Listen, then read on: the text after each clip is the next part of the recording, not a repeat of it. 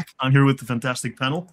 I have our special guest, Professor Robert Kerr. I have Odon Lafontaine, and of course, Paul Ellis.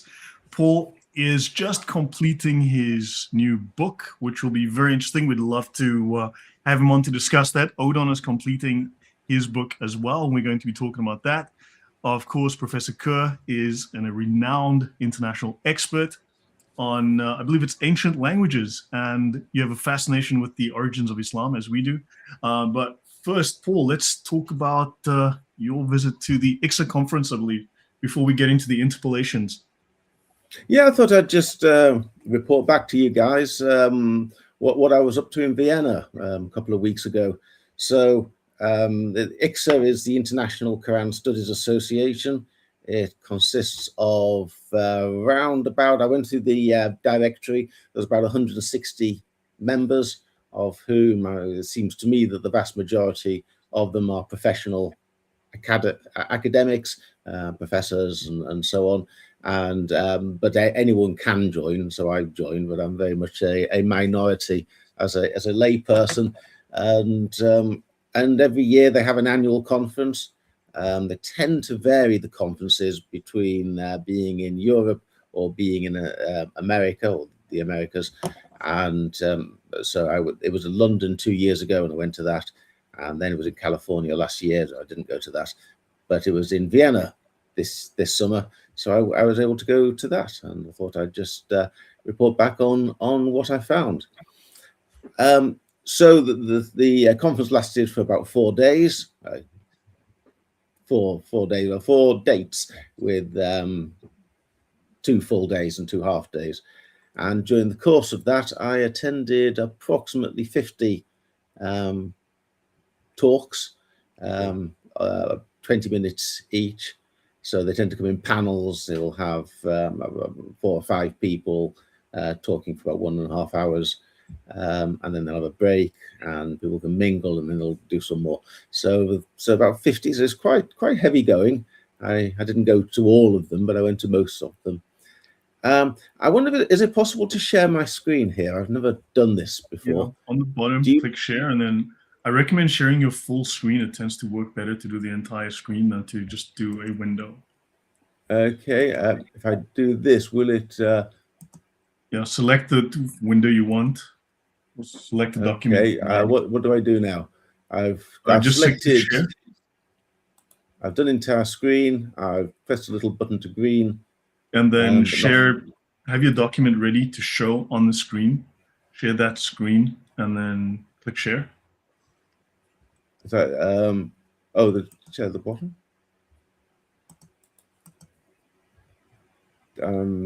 Never works for me. I can't see what I meant to be sharing. Share the bit where it says share is grayed out. Select. You have to select which screen. Click on the screen, the icon of the screen that you want. It'll say screen 1, screen 2, screen 3, whatever.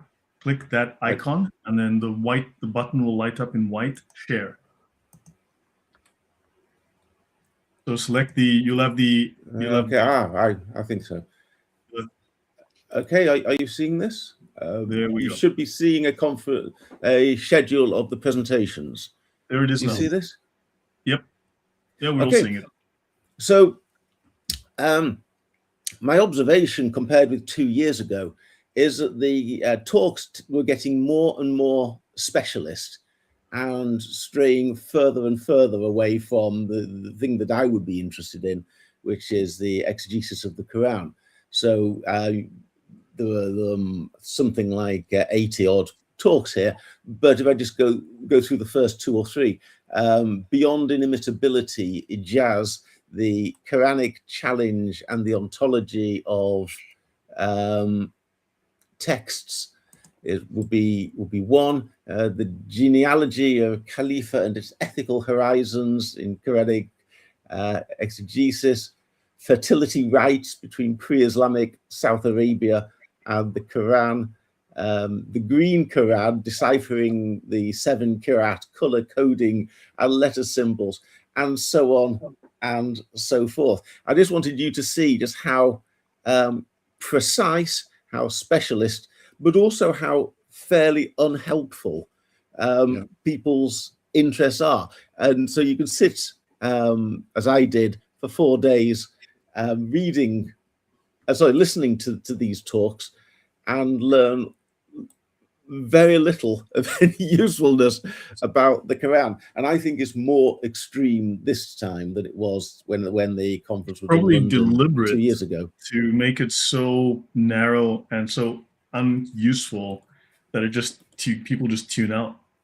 And it's a lot of Muslims presenting on this. I was going to ask, how apologetic was it and how critical was it? There was only one. There were Muslim presenters, but there was only one who was going towards apologetics, and that was actually this gentleman. The status of the Quran in Taymiyyan Usul revival, and Ahmed Keita, and he was very much an Ibn Taymiyyah fan, and the person who gave a presentation after him chose a very liberal ecumenical sort of approach to interpreting the Quran, and he was staring. He was absolutely giving her the evils. It was quite. I got a distinct impression he would have been perfectly happy to take her out and behead her if the circumstances had permitted. So anyway, I just thought we can do other pages, but it doesn't get any more general than that.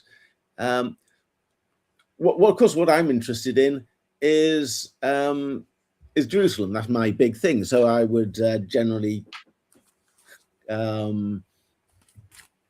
try and discreetly get Jerusalem into any conversations.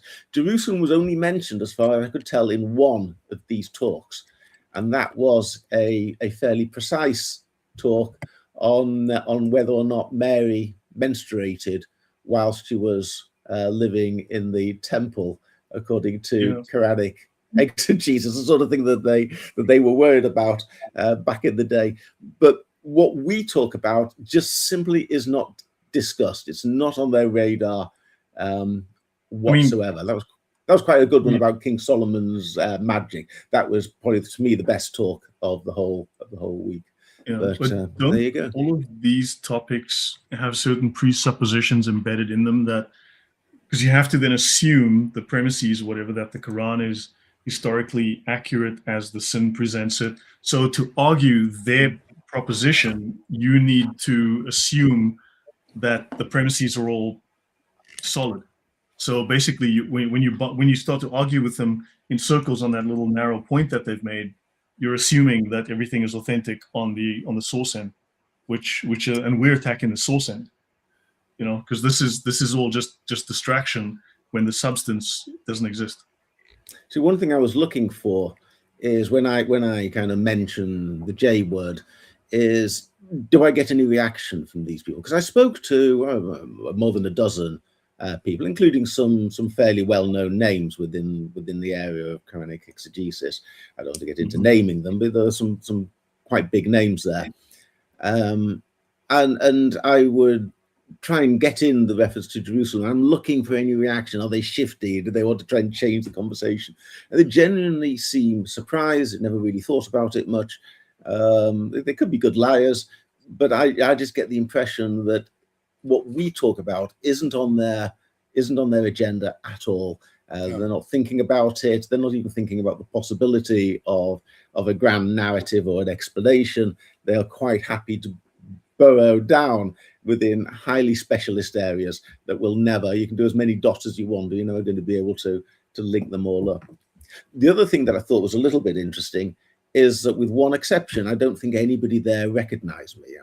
One wonders if somebody, not that I'm a celebrity of any sort, but I have been around for a little while, and it's not impossible that one of them might have picked up on, oh, you're that guy. Nobody, only one person did. There's one academic who I think, I'm pretty sure, recognizes who I am and always avoids me. Always, if I try and join a conversation, that person will move away and make any interaction as short and so as possible. Well, that's fine. That's their prerogative. But generally speaking, I don't think they watch these videos. I don't think there's any interest there in trying to understand the Quran at all. And I think it's just remarkable. Yeah.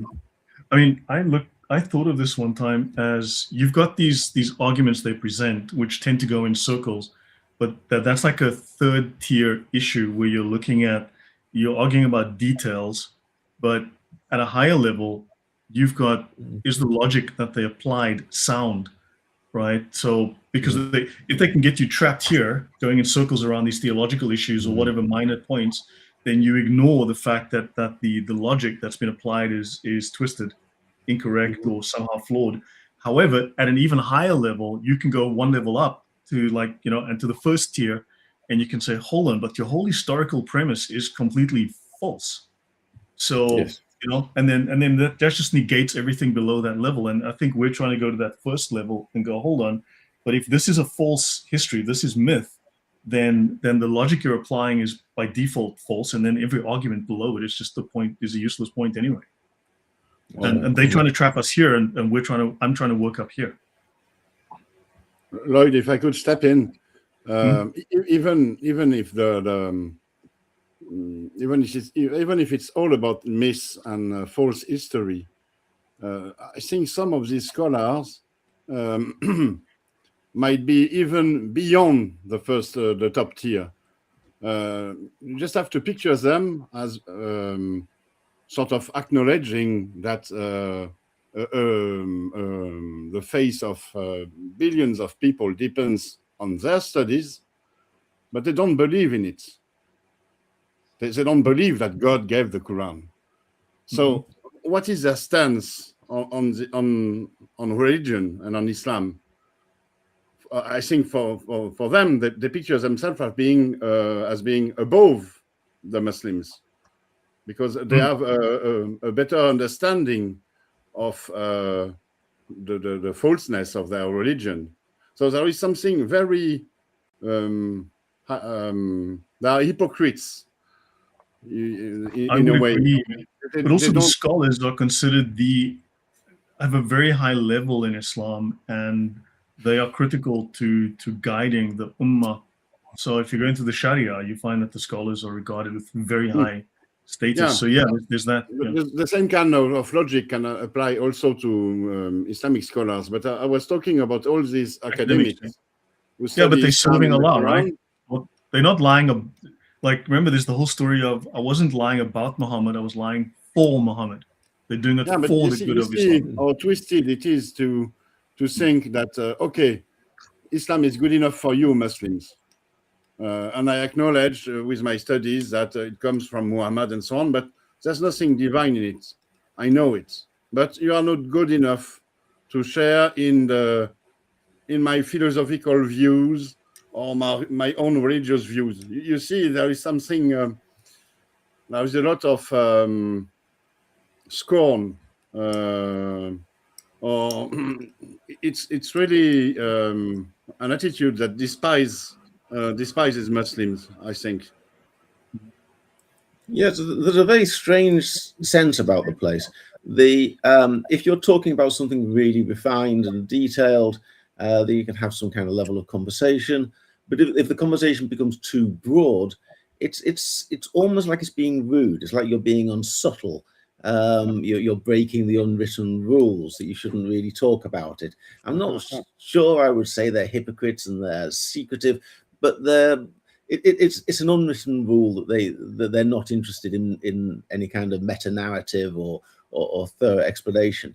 I mean, I think we all are fascinated by the Quran and what the truth of it is, and it's an intellectual puzzle, but there is also real world consequences. You know, when something like a quarter of the world's population, in one sense or another, live by the Quran, what it means is hugely important. And this lack of curiosity, lack of interest in the consequences or the potential consequences if anyone was to make any real progress. But it's what keeps it alive. History will destroy it. I find puzzling. I don't think it portrays the human race terribly well. That you got such a big issue, and you've only got 160 people around the world involved in Quran studies, of whom only about 20, 25 are actually active in terms of writing books and stuff. And yeah, and it just doesn't, it doesn't, and no one's interested in finding the answer. I don't think it's the human race that is fine. No, To be honest. it'll harm them to find the answer. The historical method will destroy them. So they have a vested Well, interest in that. this is the there's a excellent book. It's only in German though, but by Tilman Nagel, who was formerly professor in Göttingen. He's one of the interesting character. And but was ist der Islam Grundzüge einer Weltreligion? It was published about 10 years ago or more, maybe. But what is Islam? The basics of a world religion. And towards the end, he has a chapter where he is quite critical of the development that you're portraying about Islamic studies. And the argument he basically makes is that, in the 19th century, until World War I at least, the Islamic studies was part of Oriental philology, Oriental and Arabic philology. And that's when the critical studies were done, where we're just starting to pick up again over 100 years later. And one of his points is that especially so now with Islamic studies, you basically work with the premise there is no Islam, but everybody has their own Islam, and as you say in French, you shouldn't essentialize Islam and what have you. So as Odon said, to some extent, you basically take the basic narrative for granted, and it is a huge problem because, for example, if you look at biblical studies, so the Talmud is an important book and people should read it. And St. Jerome's commentaries are important, but if anybody was going to write a critical study on, I don't know, the date of the composition of the book of Exodus or something, nobody would base themselves on the Talmud, whatever its many merits are, and nobody would base themselves on St. Jerome's analysis. And in Islamic studies, it seems perfectly acceptable to refer to the Asbab an-Nuzul and assume the Meccan and Medinan surahs, which have no historical basis. And your point is valid, so I'm not going to doubt the sincerity or the intentions a priori of anybody who's speaking. I will say that it is a bit of a cul-de-sac, though, to, whatever interesting stuff you may find, it will not help us to understand the essential issues. So if the essential issue in, philosophy is what are humans, where do we come from, where are we going? Well, then the essential issue in biblical studies is where does the Bible come from? And in Quranic studies, it should be where does the Quran come from and how was it composed? Source critical analysis and what do you call that in English? Redactionskritik, redactional analysis, editing, history editing, or redaction, or what have you. Yeah, but if they can trap you in the weeds, they can keep you arguing there in the weeds, but also then it keeps you from looking at the fact that there's an issue with their premises, their logic, but then they can trap you there as well if you do go up to that level. But this all keeps you from noticing that the whole forest is made of plastic. Oh, yeah. The trees are real, But this is also a general trend, because if I remember correctly, the ICSA was founded around, I was actually a member back then, 2013 or something, 2012, if I remember correctly. And it came from the Society of Biblical Literature. It was an offshoot of that, if I remember correctly. But even if you look at the Society of Biblical Literature, it used to be interesting. You could do philological studies there, and now you have to do post-gender decolonial readings of, the French would love it, with Michel Foucault and Derrida, a Derridian analysis of the Book of Ruth or something. I don't know. Well, for the benefit of the audience, I can come out as lesbian. I only sleep with women. So, we'll... Anyway, I just thought I'd report back on that. Just have a brief discussion. Very interesting.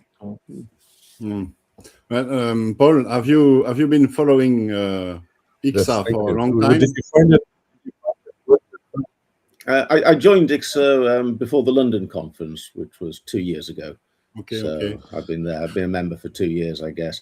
You do get access to their journals and articles, which is sometimes good. You can sometimes get useful And stuff did you come across some interesting articles? Yeah. They do have some. They do have some quite good ones, and I download them all. So if anyone wants any articles from the journal of ICSA, I can pass those on. Okay. But look, all of this is an attempt to avoid the historical method, a proper, solid historical critique, because that starts to shatter their foundations. And then any premise that derives from that is then null and void or inherently suspect.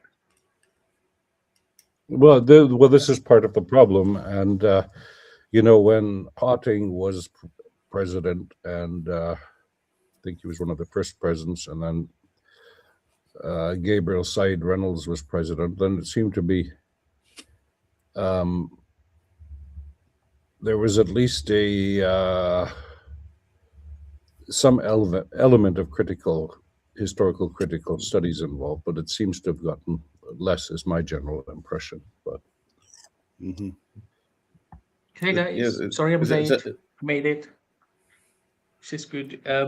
So just a comment on what Paul, I just actually walked in, so I'm still trying to catch up. But what Paul said, I totally agree with the lack of enthusiasm from people to explore Islam when it is so important. I mean, if now we found something different about the story of Julius Caesar, we would go change the history books and no one would care. We would just start telling the story. But in the case of Islam, it really affects everything revolves around Muhammad, what he did, what he said, and people don't seem to really be very interested about saying, hey, hang on a minute, we need to see if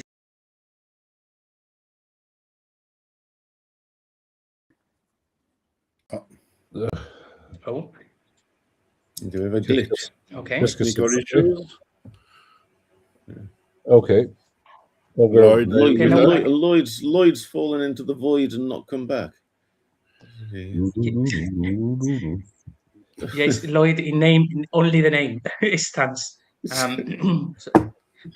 So Paul, that's the thing. That people are they just seem to take the narrative completely as it's being told, and it's like, well, Muhammad said these things. It's like, no, hang on a minute, but there is an overwhelming amount of evidence that actually proves that all of those rulings, all of these things that every Muslim go and consult on a daily basis, it comes from caliphs. It doesn't come from one guy that had all of this information, but they seem to be quite unwilling to upset the status quo for some reason, when I think it's a lot of fun. Well, JC, what you say is interesting by mentioning Julius Caesar, because you could make the comparison with Roman historians, Livius ab urbe condita, and Livius is good for things he's got sources on, let's say up until from the Third Punic War on, he's pretty well informed generally, but he of course you have to start at the beginning, so he starts with the tale of Romulus and Remus and the she-wolf, which is probably not so historically well sourced, let's say, as Julius Caesar. But the point you make is rather good, because in the 19th century, there was a German scholar, Theodor Mommsen. He later wrote a history of Rome, but as a young scholar, he started out wanting to write a history of Rome, and he realized there was a huge problem with the sources. So what is the first thing he did? He went and systematized the Roman coins, and he found that there were apocryphal emperors, emperors who, according to the traditions, had reigned, but there was no evidence for them. And then he went and he started this mammoth work, the Corpus Inscriptionum Latinarum, the corpus of Latin inscriptions, which is, it fills half a library, the thing. And he weeded out all of the forged inscriptions. It was in the Middle Ages and the early Renaissance. It was a favorite hobby to, for a certain amount of money, you could get an inscription showing that your family dated back to Romulus and Remus or something. Mm-hmm. And so he weeded all of those out using the philological method. So, for example, the Donum Constantini, the document that purports that Constantine, the emperor, gave Rome to the church. He showed, based on the philological method, it's a medieval forgery. And another thing, so first of all, before writing his history, he got his sources together. So he spent a lot of time, many decades. Then he eventually wrote his Römische Geschichte in 8 volumes, but only after, first of all, publishing and looking at the coins and the inscriptions to have sources. And this is part of the problem that we have in Islamic studies is, when I came to Islamic studies, coming from classics and biblical studies, nobody seems to have critical editions of anything. Nobody believes in critical editions of, even the Sirat or with Tabari's Tafsir, we only have one manuscript, but a historical comparative lexicon, like what you have for Latin or Greek or Hebrew, nobody sees the need for it, and nobody's willing to, if you try to propose a research project to get funded by the CNRS or Deutsche Forschungsgemeinschaft or something, saying I want to do a critical edition of the Sirah or something. Well, no, there's no need. So, so we still use Wustenfeld's Arabic edition, even though there's other texts, but and you see where this is going. Mm-hmm. So the big problem is that, the Germans started this in the 19th century. They were rather good, but then it came to a screeching halt with World War I, and there were also political developments. The Germans didn't want to upset the Ottomans too much because they needed them as an ally, and the whole affair of trying to get the Ottomans and the Sharif of the holy cities to declare a holy war against the French and the British soldiers who from the colonies and what have you. Mm-hmm. And it never really took off afterwards again until, let's say, until Wansbrough at least. Mm-hmm. But still, we need the critical editions of the text because, it's... we don't even have translations into English of some pretty crucial texts. Well, I don't see translations as important. I think as an Islamologist, one should know Arabic. But, he's easier said than done. But there's an assumption that nobody would be interested, or maybe they don't think anyone should see them. So things like the Tafsir of Muqatil, which is the earliest Tafsir, mm-hmm. You could go online and you can find a dozen or more different editions of Ibn Kathir's tafsir, which is obviously centuries and centuries later. But the first one, which would be interesting to read, it's not there. It's never been translated into English. As an assumption, I wouldn't say to keep it secret, because you could buy an Arabic thing and you could learn to speak Arabic, but it's not exactly being publicized. If I can jump in, I just had a sort of a comment.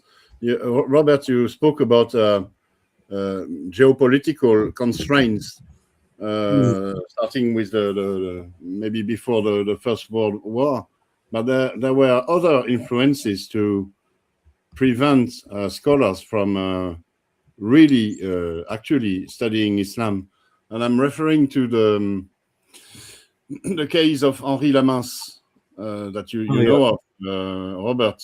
He was. He's my hero. In 1910, I think, he published an article. He was a Jesuit priest. He published an article which is named Coran et Tradition, the Quran and tradition, in the within the Jesuit paper, magazine, journal, exactly, journal. And he almost had it all. He proved that the whole of the narrative was a sort of a forgery. It was not an historical narrative, but it had been designed in order to give an Islamic explanation to the Quran. So the Islamic narrative is not historical, it's an exegesis, actually, and a fake one.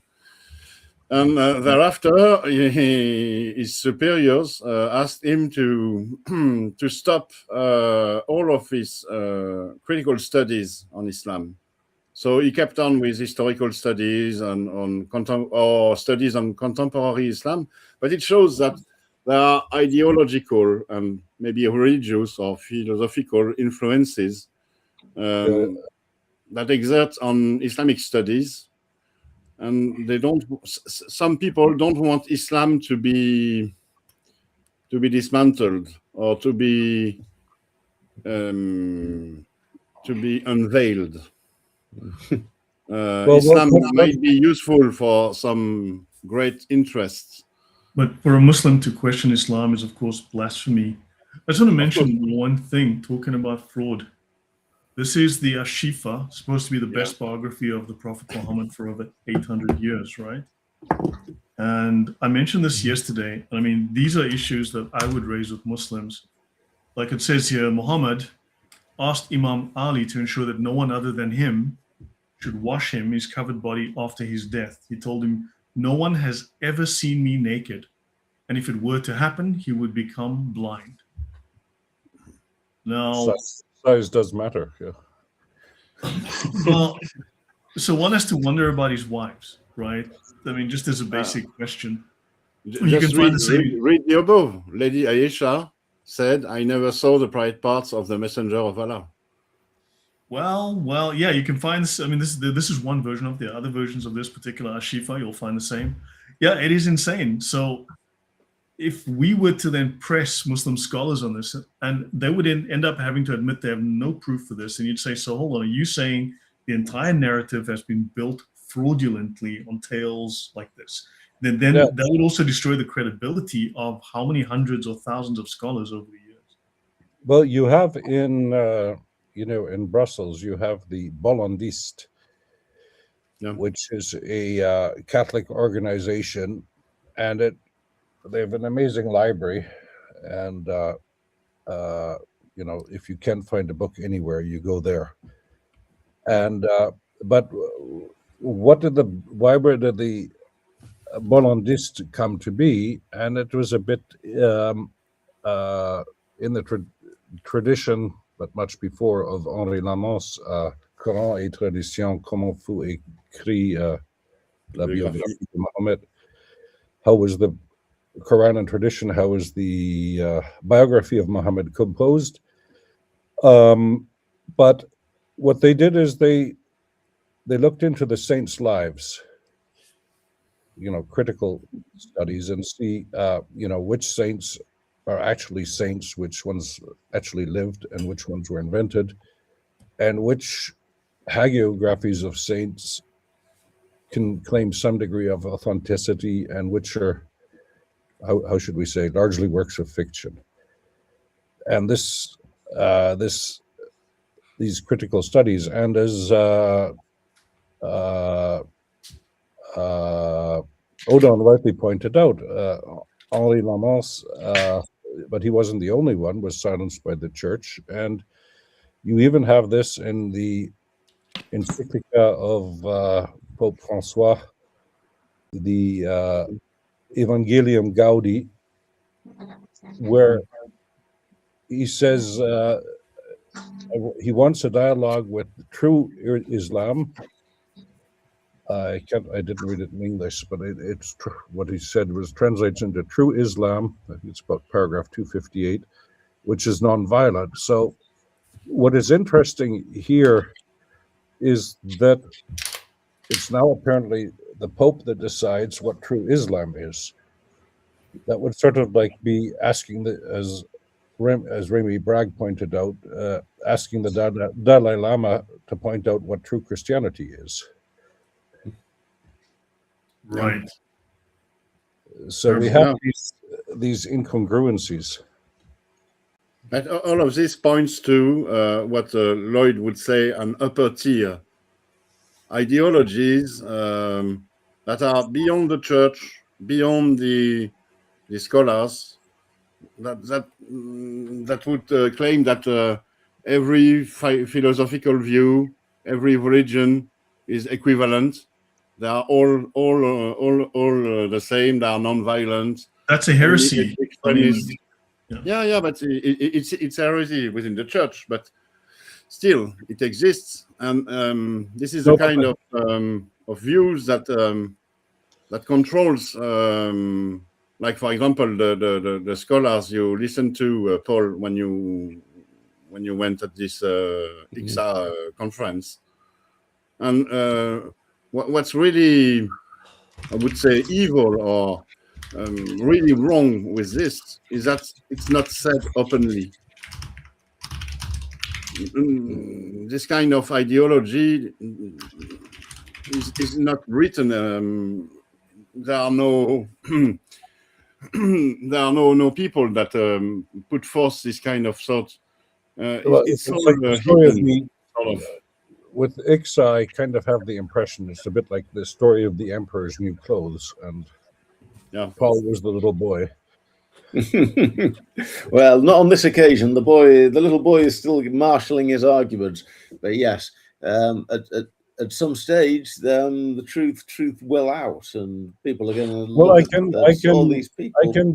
I can give a. I won't mention any names, but oh, okay, good, yeah, okay, fair enough. That I have a friend who has, he's now retired and has a good pension, so he has a lot of time and on his hands, and he signed up for a paper at ICSA, but they politely never responded to his submission. And I gave, we talked about his proposal, and I'd given them some suggestions. So maybe my bad reputation preceded me. Mm-hmm. But so it seems that to a certain extent that critical scholars are not too welcome. But this is how you keep something alive, and you talk about all kinds of other things, and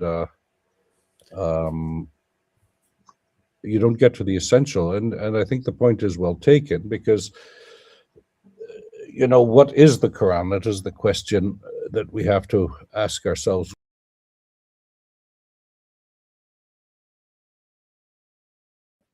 Hello? Oh, another technical issue. Okay. This happened again. It looks like Jibril doesn't like this conversation. Yes, before we move on, We've had no problems for weeks, and then suddenly it's back. Yeah, on the technical or critical studies of the Quran, the thing is, we're doing these shows now with Lloyd. We'll probably do another one tomorrow about the sources of the Quran. It was written over 100 years ago, and people are rediscovering that now, like where they copied all of these things, and he got a lot right. So with Islam, there is this weird effect where something is established, everyone knows, but we continue as though we didn't know. I don't think there is a single person in the scholarly circles, unless they're Muslim, who will say the Quran has been preserved. But they don't really just get it like very clear to the public. Stop saying it's preserved, it's not preserved, and move on. It's almost like we all know it's not preserved, but let's let them believe whatever they want to believe. It's like they don't want to just set the record straight, and Islam just continues. The same thing happens with absolutely everything. When we had what is Yasir Qadi saying that the isnad, the chain of transmission in Islam, that is not taken seriously in scholarly circles, that just made Muslims say, nobody listen to Yasir Qadi because he's saying something we don't like. But it's like, but the scholars know that those things didn't happen. Scholars know that Moses never went to Mecca because it couldn't have happened. They know that Mecca wasn't there at the time of Abraham, but it's almost like everyone knows, but let's not talk about it because people will get upset. It's very, very odd when we are talking about history. Well, but the point is that one has to understand that. So, for example, with as Nagel points out in the book that I just was Sister Islam, he points out that there's different people have or different cultures have different takes on things. So this whole notion of our notion of history developed. So everybody says Herodot is the first historian, but if you read the introduction to Herodot, he's a storyteller. He does in French you can say it histoire et histoire. He tells histoire, which is different from he tells stories, you'd have to say in English, and erzählt Geschichten und keine Geschichte, you would say in German. But the point being that this developed, and it was largely not to support anything, just from a historical point of view, that history is a chronological study. Well, you have a certain amount of it with the Greeks and the Romans, especially, but it's especially Christianity that was interested in this, with the Old and the New Testaments. But if you look at the Hadith, they first of all had to be have an oral tradition. They couldn't originally have been written. And the whole point of them is not to, it's like listening to a recitation of the Quran. It's to put yourself, transport yourself metaphysically to the period of Muhammad. So it's not, they have a different take of what texts are used for. So the idea, whether the isnads are historical or not, and that's not the point for them. They're not interested in history as we see it, and that's the part of the problem. So they take it as a given, and okay, exactly how it came to us, that's not the issue. Because you see this when hadiths are used, because so if you look at the hadiths, generally speaking, all of these peaceful hadiths that usually get cited when it's relevant, they're usually not the healthy ones, but some of the other ones that might be a bit more embarrassing have a better chain of, have a better isnad.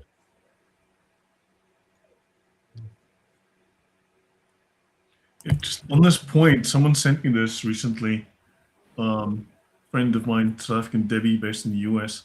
I mean, number of manuscripts for ancient works, and I mean the Bible is the single most, the best attested ancient work in history.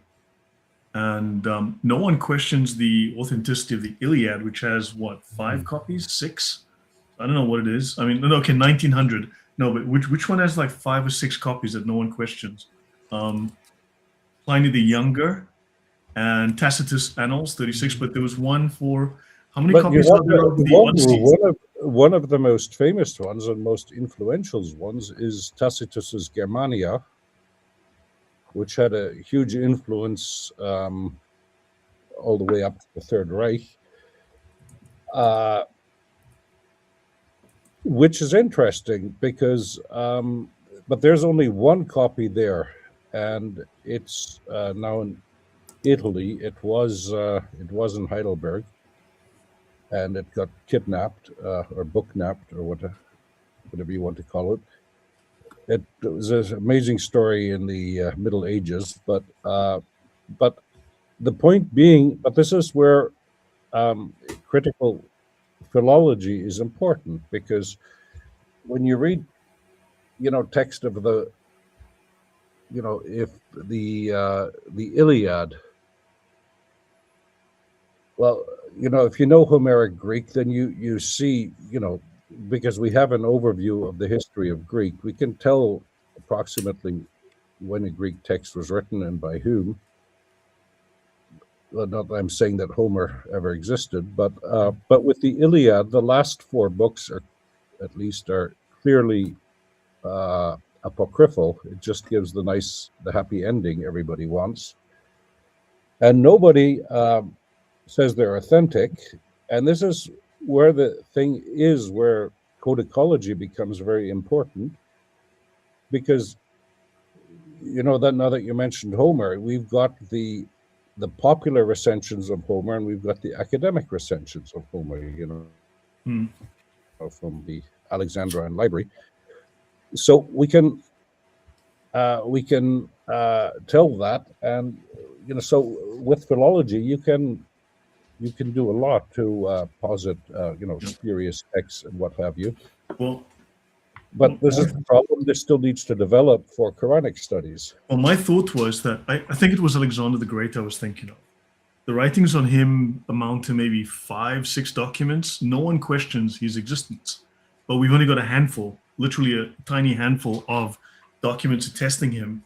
The Bible is questioned ad nauseum, and we've got like 30,000 plus documents on it, right? Going back 2,000 plus years.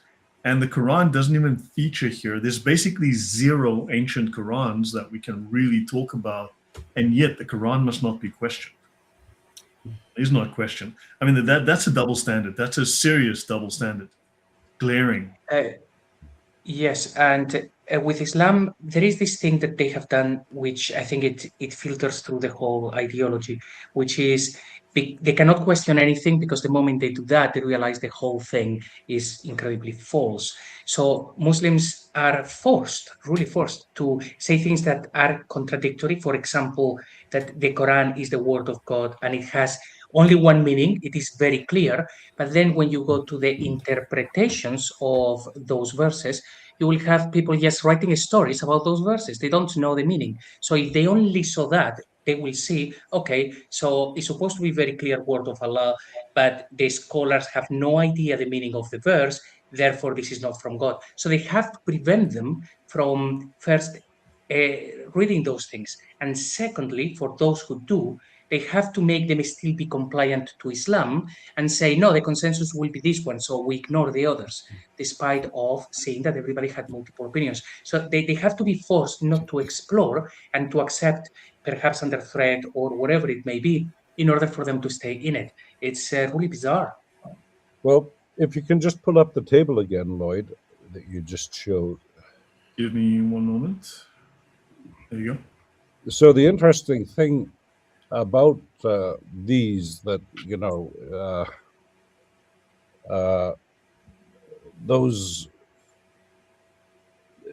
all of these texts have basically critical editions, even the ones that have a few manuscripts and what have you. Because can you define what a critical edition is, please, just so that we're all clear on that?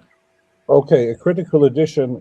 Well, there are 2 types of a critical edition. There's one where you present a text and you give in the apparatus the variant readings, which is, for example, what you have for the Old Testament and for Homer and things like that.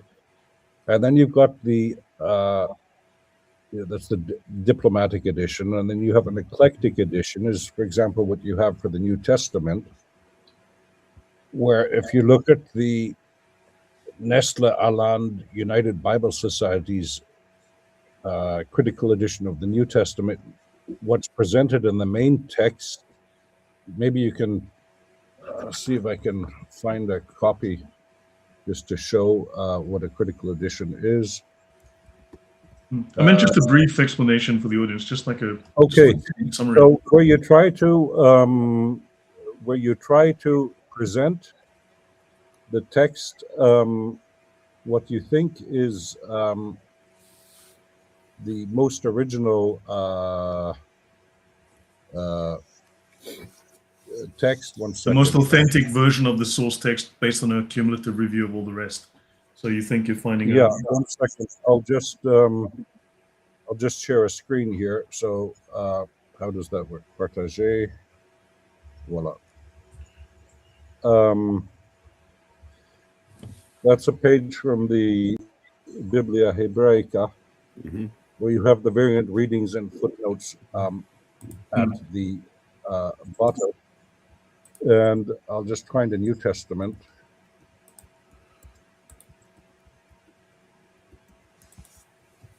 So the difference is with the New Testament, the text given in the main text is not necessarily a text that ever existed, but it's seen by the editors to be the closest to the original they can get, which may or may not be arbitrary.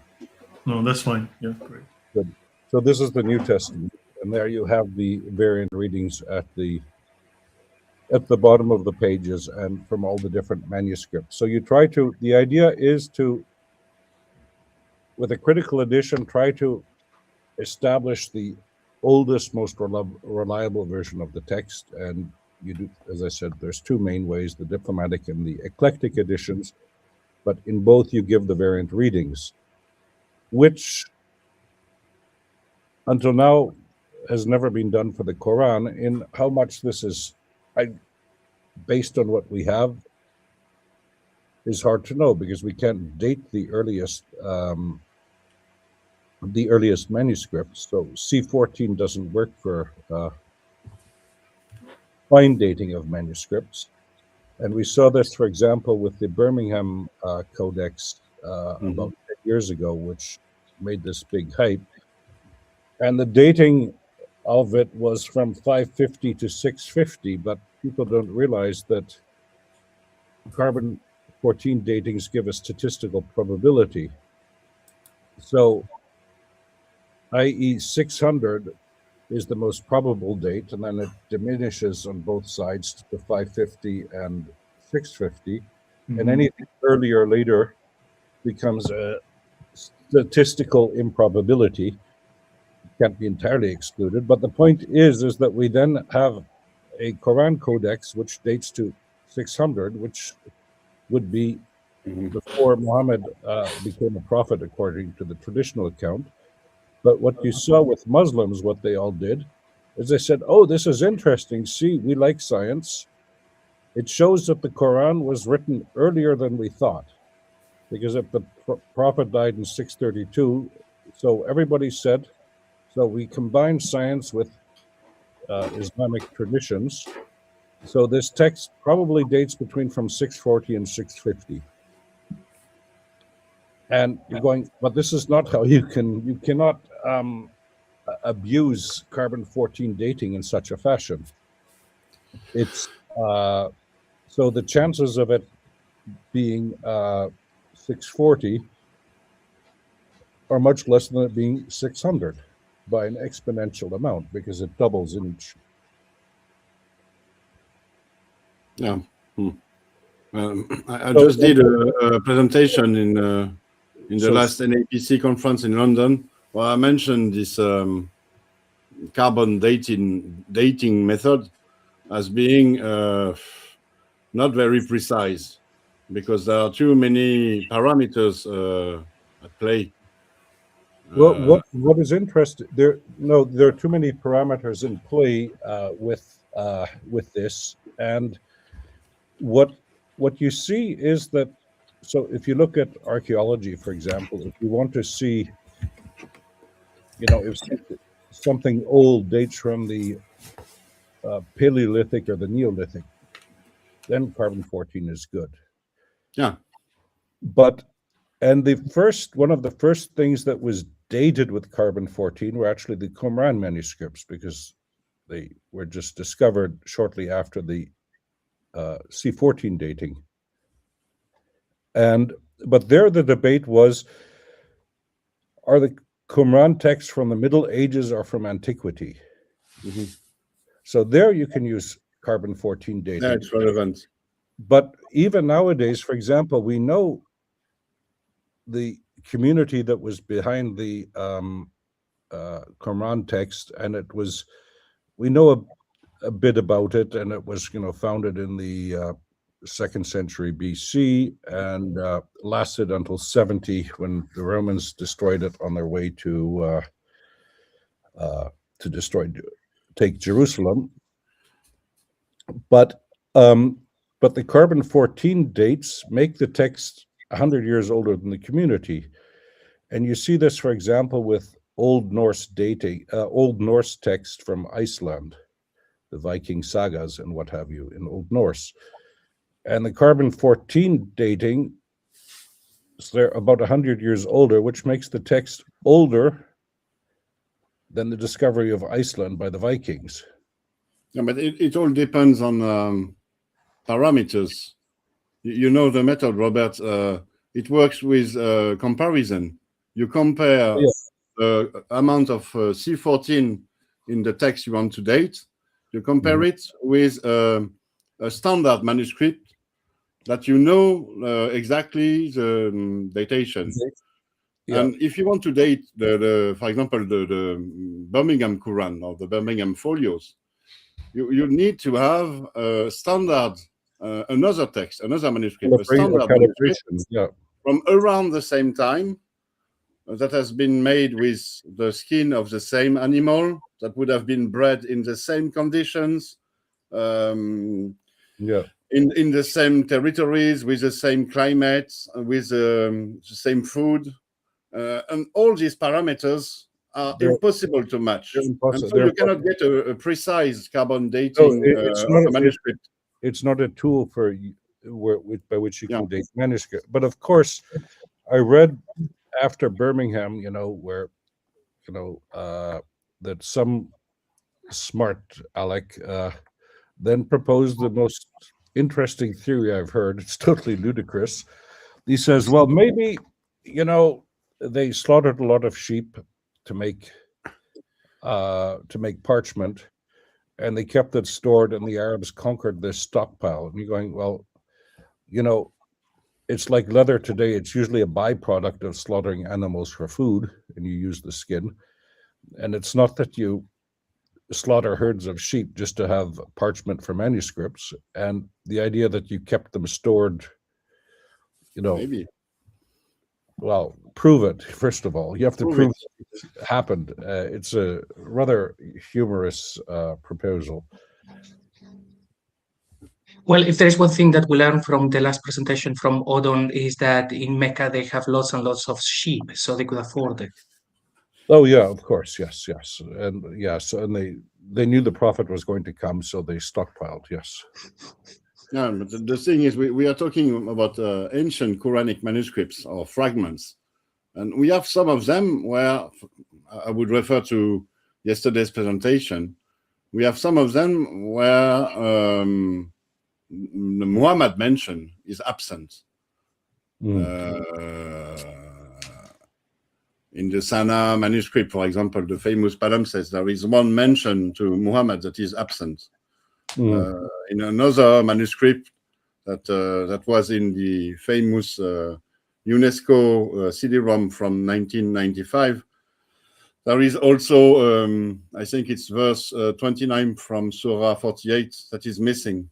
So you see, some Muslims brag about ancient manuscripts, but they don't even read them. No, well, it's part of the problem, because I saw recently a Persian edition of an old manuscript. I think it's from the 10th century or 9th century in Persia. And what the bloke did was he gave a facsimile photographs on the left-hand page. On the right-hand page, he gave the Cairo Quran and said, see, they're both the same. Well, you just have to look at the manuscript and you see the orthography is quite different. But of course, the idea is that nobody can read the old orthography or the old Arabic handwriting. It's a bit different. Is this the Mashhad Codex? Yeah, I think it's that one, yes. You know Dan Brubaker, I met him in London, and he's about to publish a book on the corrections within this codex. So even this codex is not, it has been tampered with. Corrected, which is of course not tampered with. Well, I mean, we see this with ancient texts. I mean, also biblical manuscripts, they're corrected. You know, you have this famous case of one of the New Testament manuscripts. I can't remember the passage, but it's a hapax in the New Testament, and various copies have, you know, deleted it, and then somebody wrote in Latin, just copy what's there. Yeah. Okay. So Please. what I mean is corrections to manuscripts. We have this all the time, and we can see this, for example, with the Hebrew Bible quite clearly, that sometimes commentaries have entered the text of the Hebrew Bible. You know what? But the point is that you have to study these with, you know, the variant readings and take them seriously. And indeed, this is what's lacking in Quranic studies. You know, something, and it becomes a vicious circle because, yeah, we don't need that, and the fact that we don't need it proves that there's nothing to see. Therefore, that's why we don't need it, and the circle keeps turning. And this is the huge problem that we have. Yeah. Of course, the Quran text goes back to a point when the Quran would have been canonized. But we know from reading it, it's obvious that some bits have been added, some bits have been moved around, some bits were originally 2 surahs and they're now 1 surah, or there used to be 1 surah, they're now 2 surahs. And we know that it came about as a process of editing. So what we really need to know is what it looked like before it was canonized. Yeah, there's still the excellent book by Pohlmann, Die Entstehung des Korans, in German, but so he was a Old Testament scholar who in his retirement started to work on the Quran, and he applied the historical critical tools of the biblical studies of the text of the Old Testament, the Hebrew Bible, the Jewish Bible, to the Quran, and he's shown, it was, as you were saying, Paul, how the compositional history of the Quran and how it came about, and it's been clearly edited, and he proposes 4 or 5 stages, and the last 2 are Islamic.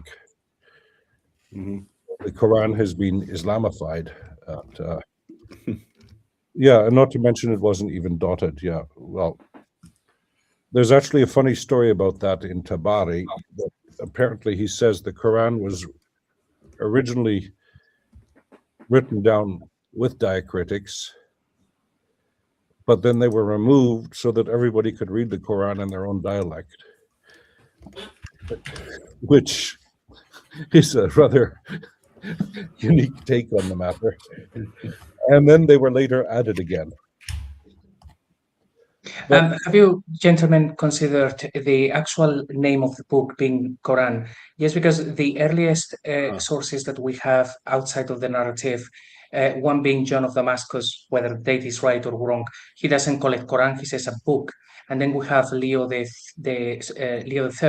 saying, calling it Furqan, as opposed to Quran, and it's only probably in the 9th century that we have sources that calls it the Quran. Do you think that it was called Quran from day one, or it was something that happened as they invented the Islam?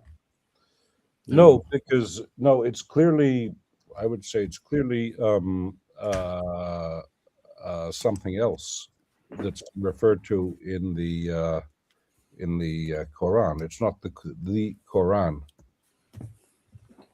Yeah, JC, you remember we had a presentation, the Quran is not the Quran, where I went through all mentions of the word Quran in the Quran.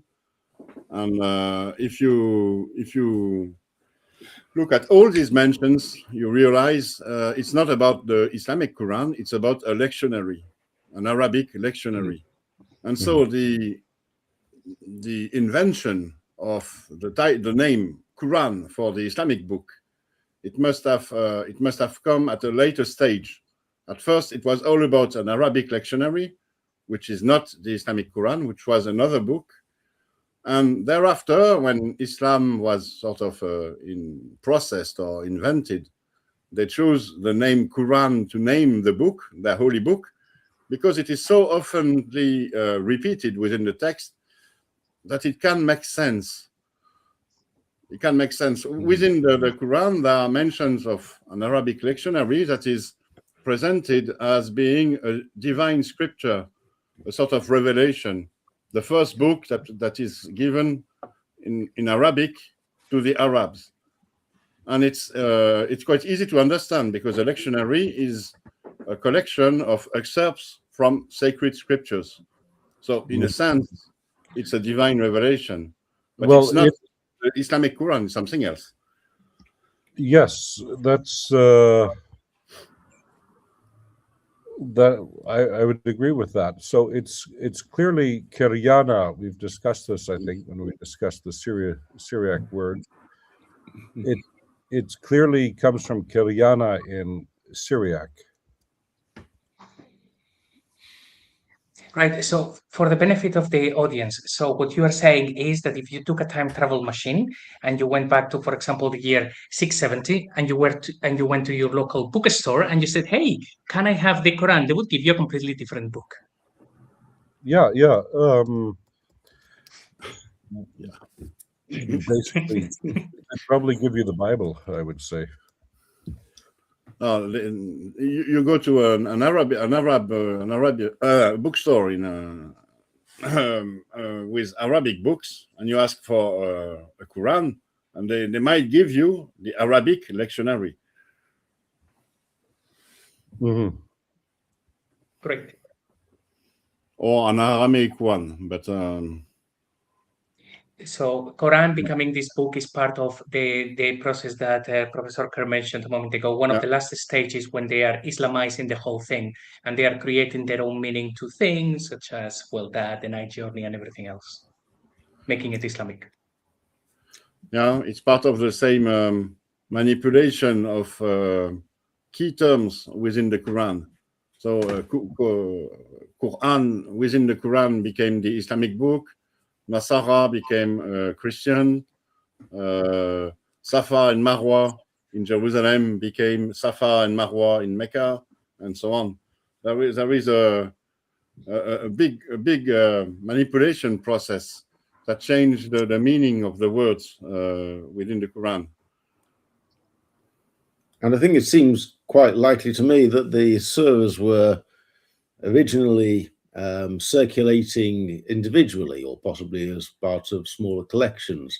So, for example, one of the commentators, Ower 8, points out that John of Damascus talked about 4 surahs, of which 3 of which we know, and one of which is the Camel of God, which we don't know, and he gives some information about it. it makes no sense that John of Damascus would have invented this. If he wants to criticize a religion, he wants to criticize the actual religion. He doesn't want to invent something that the guy didn't say, that isn't there. So there's very likely these surahs were circulating, and we don't have all of them. Also, it occurs to me that there's, in the Dome of the Rock, there's what looks like a verse from the Quran to the untrained eye that appears on both the outer ambulatory and also the inner ambulatory. But it's not found in the Quran. It's a compilation of two different parts of the Quran. I think it's parts of 64:1 and 57:2, and the two of them are put together, but they're put together twice, once on the outside and once on the inside. So it seems overwhelmingly likely that whoever made that inscription thought that that was what the verse was, and they're probably right. That probably was what the verse originally was, and then sooner or later, when Tabit was putting his Quran together out of bits of bone and palm stalks, the memories of men, he found these two excerpts and put them together in a different way. So having even if someone could persuade me that the Quran is perfectly preserved back from the time of its canonization, that's quite late. What I want to know is what it looked like before then, and that's going to be a heck of a task to try and unpick. No. Yeah, I agree. And you always have this, but you often also have this in the Islamic tradition with, for example, Abdullah ibn Sa'ad ibn Abi Sarih, where according to Al-Athir and Tabari, he determined that Muhammad had no idea what he was being revealed, or what he said he revealed, and that he changed the text, and that he said that the Quran was a fabrication and not a divine revelation. So he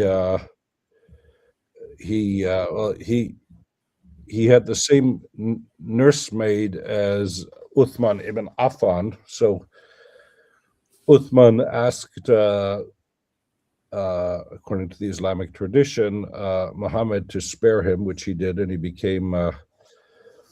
later became the governor of Egypt, according to the Islamic tradition. But so you even have this in the Islamic tradition, that there are people that claim Muhammad was making it up as he went along.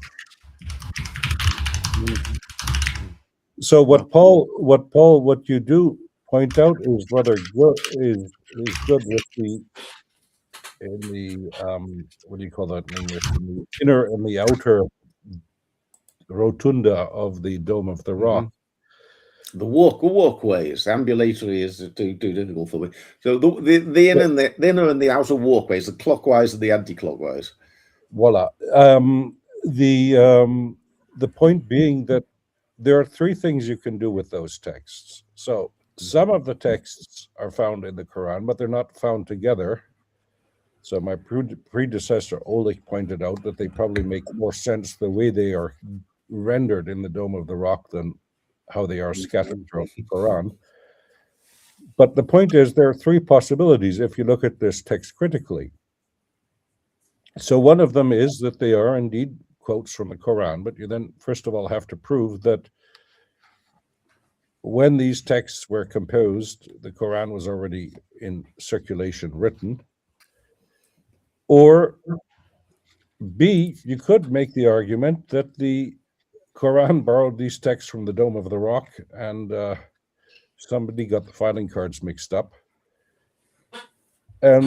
Or you could say they both drew on a common source. So based on the evidence we have, I'm not sure we could, I would want to bet too much money on the first option. And it's not just those. There's also, you've also got the brass plaques, which again, it's the Quran, but it's not as we know it. It's about 1/4 of it appears in the Quran, but interspersed with plenty of things that look Quranish but aren't actually in the Quran. So it's very. So I would say the point is, like with the old manuscripts, good, they're all fragments of Qurans, but I would still presume that they are Quran. So when you, in some way, shape, or form. So what you see in Sunnah is that some of the Sunnah manuscripts, they have a different sequence of surahs. So the surahs were set out, but I assume they to how much of the Quran we don't know, but basically there was a notion of the Quran, because otherwise you probably wouldn't copy copy the text. So when you find, just a fragment of the Gospel of John on papyrus, people assume that it belongs to the rest of there was a rest of the Gospel of John, and it is just not a logia of Christ floating around. So, in terms of the Gospel of John, I've been watching some very interesting new developments in that, and the date of the Gospel of John, I mean, obviously people try to make it that it was written in 3000 AD or something, and push the date out as far. Yeah, I'm exaggerating, but anyway, it was pushed out to 120, 150, depending who you asked. I mean, obviously they wanted to have it written in 1953, right? But it now seems that it legitimately could well have been written in about 68, 66, 67. So there's legitimate reason to think it was written in the mid-60s. Way before Lloyd. Yeah, I mean, I did an extensive analysis based on the Didache, which shows that I think it's the Gospel of Mark could well have been written. I mean, you're looking at as the 50s, 51, 52. So the age of the Gospels is becoming earlier and earlier and earlier. I mean, look, we could say it was written 3 weeks after Jesus ascended, right? But I mean, based on what is reasonable assumption, at least that people are willing to accept. I'd go early in the second half of the second century. That would be my. Yeah, but no, I've seen some very good reasons. The first century, I mean, just for John not later than the 60s, mid to late 60s, prior to the destruction of the temple. So John prior. Lloyd, if you read the book of Acts, you see Peter and John standing trial before the Sanhedrin, the council of the elders, the Jewish elders. And so John is already giving his testimony, not that far from 3 weeks after Jesus' crucifixion. So parts of his testimony were already there in the very, very first time of early Christianity. But nobody's going to doubt that. But to have a fully fledged composed gospel, let's just say, I don't think we should hair split dates, but I think the Serious Communis Opinio would put them in the early second half. Yeah, I mean, so we've gone from 190 to 120. We've dropped 30 years at least to 65. I would go for 47, Robert. 47. I mean, John, like all the Gospels, anticipates the destruction of the temple. Yeah. So it's possible that if there might be a religious interpretation that you think, oh well, Jesus actually prophesied the destruction of the temple, and that's how they wrote it. You could say, well, he kind of, a bit like Proto Isaiah, he kind of sensed it was coming and tried to get ahead of the game. Yeah. But to me, it seems more likely that all these Gospels were written after the destruction of the temple. It's a bit ambitious to start writing it down before it's happened. Instead of arguing about dates, one might just merely point out that, at least with the Gospels, we've got something to debate about. For example, the destruction of the temple, which I think is a valid indicator. So all of Bultmann's learned scholarship, but I think he missed the boat with his Gnosticism. I don't think he was trying to be sincere. But my point was that the Gospel is moving earlier, whereas the Quran is moving later. The more you investigate the Quran, the later it gets. The more you investigate the Gospels, the earlier they get. Yeah, of course, some parts of the Gospels might be early, and then they were added to. And so the question is, when did they canonize it? When did it become? Canonize is a confusing term there, but when was the Gospel finished? But the when the Gospel was finished doesn't necessarily when it was started. Some parts of it may well be very old. Yeah. But so the and one of the important things to remember also with the table you showed earlier, Lloyd, is that, for example, we know with classical texts, there are some people that say, yeah, but the oldest letters of Cicero, they're only preserved in a 15th century manuscript or something. Therefore, how do we know that some crazy monk didn't write that? Well, this is where philology comes into play, because we know how monks in the Middle Ages tried to write Latin. It usually wasn't very successful. My Latin teacher would have lynched us if we'd written like that. So you can date texts, so if somebody tries to imitate Shakespearean English,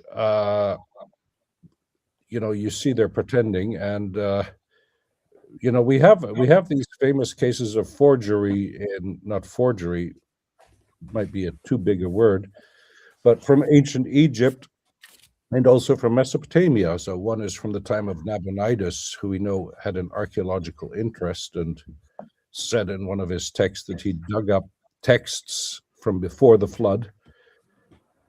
But it floods all the time in Mesopotamia, so that might not be so dramatic. But the point was, you have a text there from the temple, the Kubabar at Sippar, where they, of course, saying, okay, we've got this King Nabonidus, and so he's the successor of Nebuchadnezzar, known from the Daniel book. But so he's got an interest in the guy that went to Arabia, to Taima, for 13 years. But he's got an interest in archaeology. So they came up with a text that they'd tried to write in Old Babylonian, archaicized, saying that their temple should be tax-free for all of eternity. So, people were trying to get away from paying taxes in those days too. And the interesting thing is, you see, when you read the text, they made some mistakes. They did a very good job. They got, 95% of it right, but there's a few neologisms that slip in, and because it's Mesopotamia, and they wrote on clay, and clay gets preserved, we actually found the original text that was written in the contemporary language, which they gave to a scribe to archaicize. So, but the point being that with the Quran, we have nothing to go on, because it's, by all accounts, the first Arabic book. It's not the oldest Arabic, but and the other thing I was going to say is that we have quotations. So, for example, for Cicero's letters and many classical texts, we have quotations from other texts. Cicero quotes Greek plays, and also for the New Testament, for example, one of the important sources are the letters of the Church Fathers and the liturgies, the old liturgical books. But we have none of that for the Quran. No. And the question remains, are the inscriptions of the Dome of the Rock quotations from the Quran, or do they come from a common source? Yeah. Yes. Somebody, Hobby 317 was asking. By the way, I noticed we've been joined by somebody called Husein. Husein, hey, hi there. How are you doing? Hello, how are you? Yeah, just I used to do a program with a priest named Father Zechariah Boutros. He's a famous Coptic priest who does programs about Islam. And one of the programs that I was really intrigued with was about the alleged magic donkey ride from Mecca to Jerusalem, and where Mohammed went to alleged Al-Aqsa Mosque. And of course, what they were saying is that Al-Aqsa, there was an Al-Aqsa Mosque in a city called Jordana, very close to Mecca, that Muhammad often frequented. So it wasn't Al-Aqsa Jerusalem, but Al-Aqsa in Arabia there. But one of the things that it was a huge topic that covered several weeks. But one of the things that I found interesting, and it kind of piqued my interest when what Paul was saying was about, first of all, there was no Al-Aqsa or Dome of the Rock at the time of Muhammad's alleged donkey ride, the magic donkey ride. That the Al-Aqsa Mosque was built by Abdul Malik, like in around 690, whereas Muhammad died, 630. And so they were saying there that Abdul Malik was actually trying, because there was a competition between him and the caliph in Mecca, who I believe was Zubair. His name is Abdullah Zubair. I believe that I may have that wrong, and so in order to get Muslims focused on Jerusalem as a potential pilgrimage site in place of Mecca, he built the Dome of the Rock to attract the Muslims, to get them to start doing pilgrimage in Jerusalem instead of Mecca. And and that also, with that, there's the element of wanting to have a religion he was Umayyad, I believe, and wanting to have a religion that would unite the Arabs. And so I just was interested if you heard stuff like that, if you what your thought is about that. Well, I think if you look at it with the source critical studies, so how much firsthand stuff do we have of the Umayyads by the Umayyads? So most of it comes later. I mean, so one of the criticisms, so they're Abbasids, and Abbasids, of course, they have to legitimize their rule. And they do that by usually not saying too nice things about the Umayyads. And one of the criticisms of against Abdul Malik is for building the Dome of the Rock, because it would detract pilgrims away from Mecca. And I think this is one of the reasons why we have this embellished story about Ibn al-Zubayr taking Mecca, to give a reason why the Dome of the Rock was built, which was, of course, because this creates also problems. It means, so how long was Mecca occupied by Ibn Zubayr? Not that long, but so all of a sudden he says we need a speed building program to build this thing. It has to be done in 2 weeks. Well, exaggerating, but you get the impression. So I think, yeah, and we discussed the Burak thing a couple of things ago. You find it in the Talmud in Sanhedrin 98a with it's Burak is just the Middle Persian word for horse, which was interpreted later as the name of the horse, because it's in the Aramaic of the Talmuds, it's Susa Baraka. And yeah, I don't know if you want to pull that up again, Lloyd. Yeah, curious thing about that as well, I find it, is that you would expect that any story would have the important details of what happened during the story. Yet in the verse that they used for the night journey, there is no mention of the Burak, which certainly would be mentioned in there. It would have the whole thing. If it had been known, and also if the ascent to heaven had been known, the Miraj or the Isra, well, the Miraj, yeah.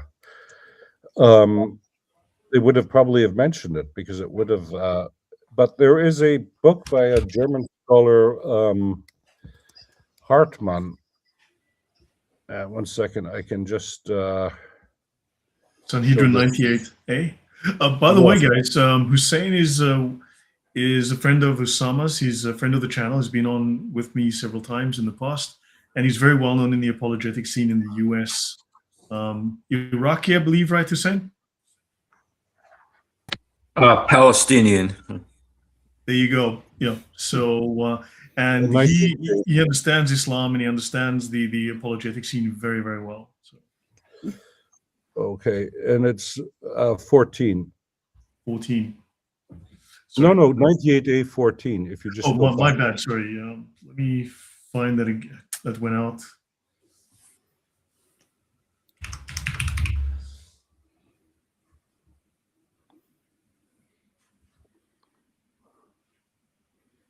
Where is 14? There we go.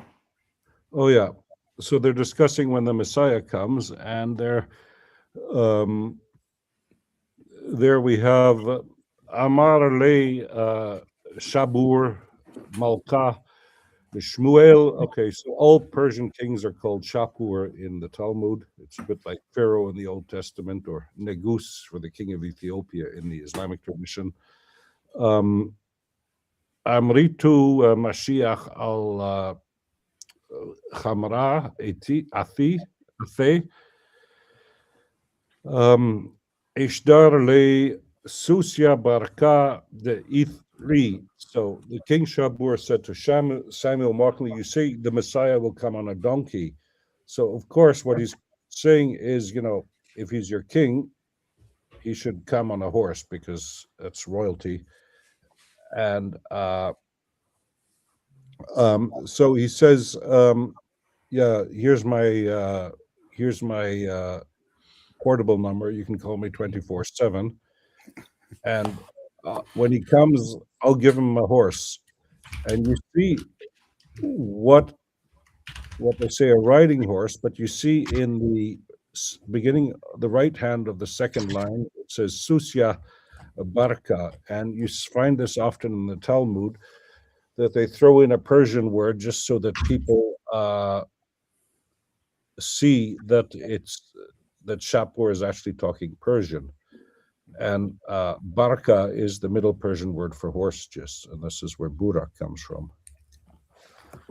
Right. Mel's here. Mel, please join us. I've dropped the link in the chat. I will send it to you now if you'd like to jump in with us. I comment on Hussein's question about, or point about the story of Abdul Malik building the Dome of the Rock as a substitute shrine for Mecca. I don't think that makes any sense in the traditional narrative. In the way that the story is told, I don't think it makes any sense. The Umayyads had been fighting this war for something like 10 years by this stage, or a very long time, hadn't they? The Battle of Karbala was at 680, and it had been going on for a heck of a long time, this fighting this war. And by all accounts, Abdul Malik was successful, and he won the war round about 692, give or take. And so he was on the cusp of victory. I don't see why somebody who is fighting a war, wants to win a war, I don't see why he would divert his resources away from the war fighting to go and build a huge, obviously very expensive monument in Jerusalem that would advertise to everybody that he'd given up any hope of winning, and he then wanted to build a substitute shrine because he'd given up. He's never going to capture Mecca, because he actually did capture Mecca like the year before or sort of thereabouts. Well, then if I could I ask you just a question? You know, the thing that really piqued my interest about what you said is about the actual inscriptions on the Dome of the Rock, the verses. You said 57 or 60. I have it written down here, but are you saying that those verses existed before the Quran? I think well, to the question of what do you mean by the Quran, I see at least two things, two strands, the way I would say. On the one hand, you've got the Umayyads, who don't seem to think much of Muhammad, the historical guy, but they do seem to buy into his religious message. So the Umayyads build the Dome of the Rock, they build the Dome of the Chain, they've got the gatehouse that's oriented to the Chapel of the Ascension up on the Mount of Olives, and they decorate this with pictures that seem to depict passages from the Quran. So they seem very tied into what the Quran eventually says. It's the idea that Jesus is going to come down on the Mount of Olives, going to go across from Safa to Marwa, go across the Kidron Valley, go into the Temple Mount by the gatehouse, by the Golden Gate, go up the stairs, go into the Dome of the Rock, sit over the rock, be enthroned, take dominion of the earth, and then come out and sit into the Dome of the Chain, and then judge the whole of humanity that's then been gathered on the great plain of judgment outside. It seems to me that is what the Dome of the Rock complex is all about, and that's broadly in keeping with what the Quran tells us is going to happen. And they got rather nice touches. Some of the decorations inside the inner drum of the dome have got Sasanian crowns, which ties in with the idea of paradise as a Persian garden. I think so. I see this as being broadly in favor of the place that the Quran eventually ends up with. But the Umayyads don't have the canonical text, or if they do have it, they don't accept it as a canonical text. So they use language that is Quranish or Quran-esque, but it's not actual direct quotes, at least on the outside, because on the outside ambulatory, there's very little that is actually Quranic. They've got about I think 5 or 6 different types of shahada, none of which actually appear in the Quran. But when you get into the internal walkway, then it's almost completely Quranic. So it looks to me like when they were building it, and the mosaic techniques, there's a book by a guy called Marcus, is it Marcus? Not sure about the first name, but somebody Millwright, and he talks, the whole book is on the Dome of the Rock. Is it Marcus? Marcus Millwright. Yeah, and the whole, and he points out that the mosaic work is much more sophisticated on the inside than it is on the outside. So on the outside, the text has a standard 5 tiles, whether it's horizontal or vertical line. It's always 5 tiles wide, whereas on the inside, it's more elegant because the horizontal line is just 3 lines, and then you save the 5 lines for the ones that are the lines that are more hard and more important to pick out.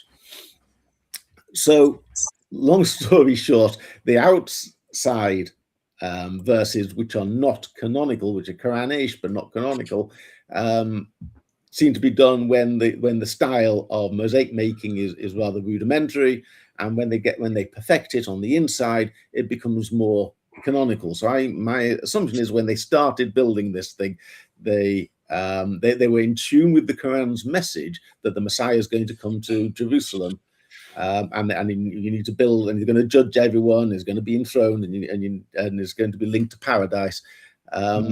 That's all there. But meanwhile, somewhere else, quite possibly in Yathrib, somebody is putting together the canonical Quran that we know today, and this wasn't available to the Umayyads. And the canonical Quran is the one that the legend of Muhammad, all these stories that are so easy to pick apart, many of them seem to be there to explain the text of the Quran.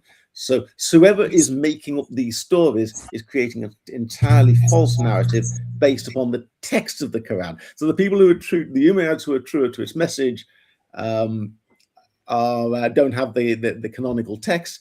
The people who have the canonical text don't seem to recognize that Jerusalem plays any role at all. So that's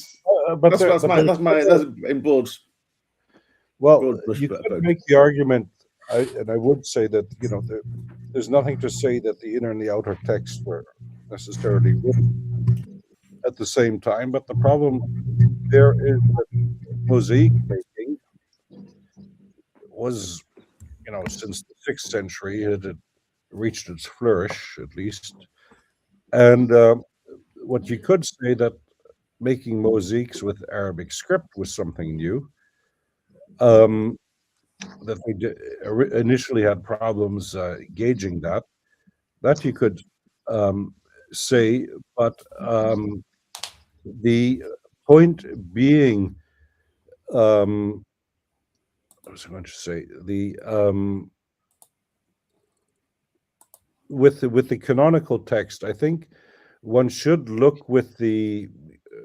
There's a difference between the canonical text and the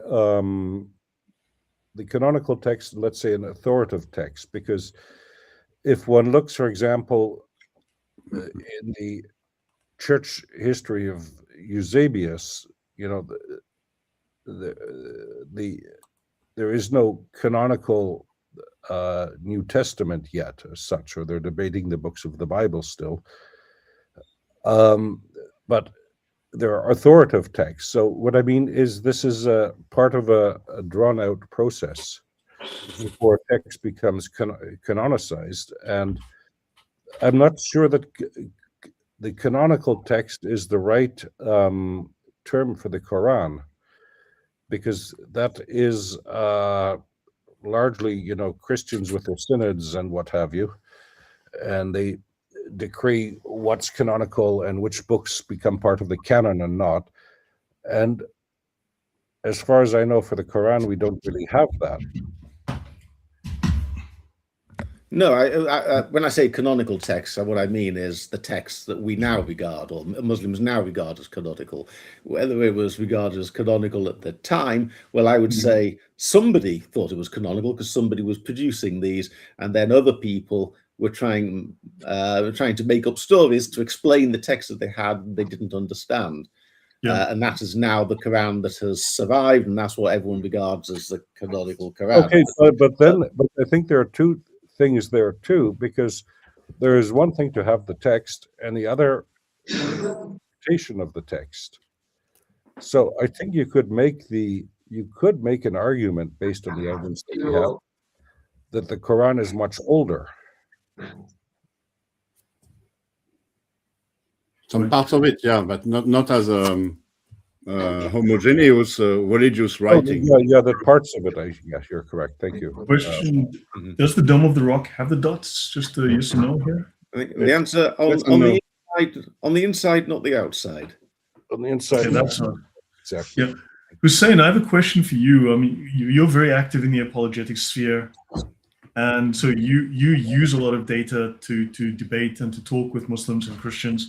So how is this information? I mean, we are doing some fairly cutting edge kind of debate discussion. Well, I would say more discussion and analysis, research, hypothesizing. How does this help you, and how do you think it helps the broader apologetics community?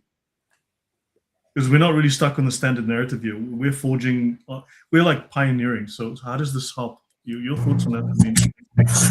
Well, the whole topic of the Dome of the Rock is, especially, I'm Palestinian, like I said. The Dome of the Rock is the cornerstone of the Palestinian identity, and it's very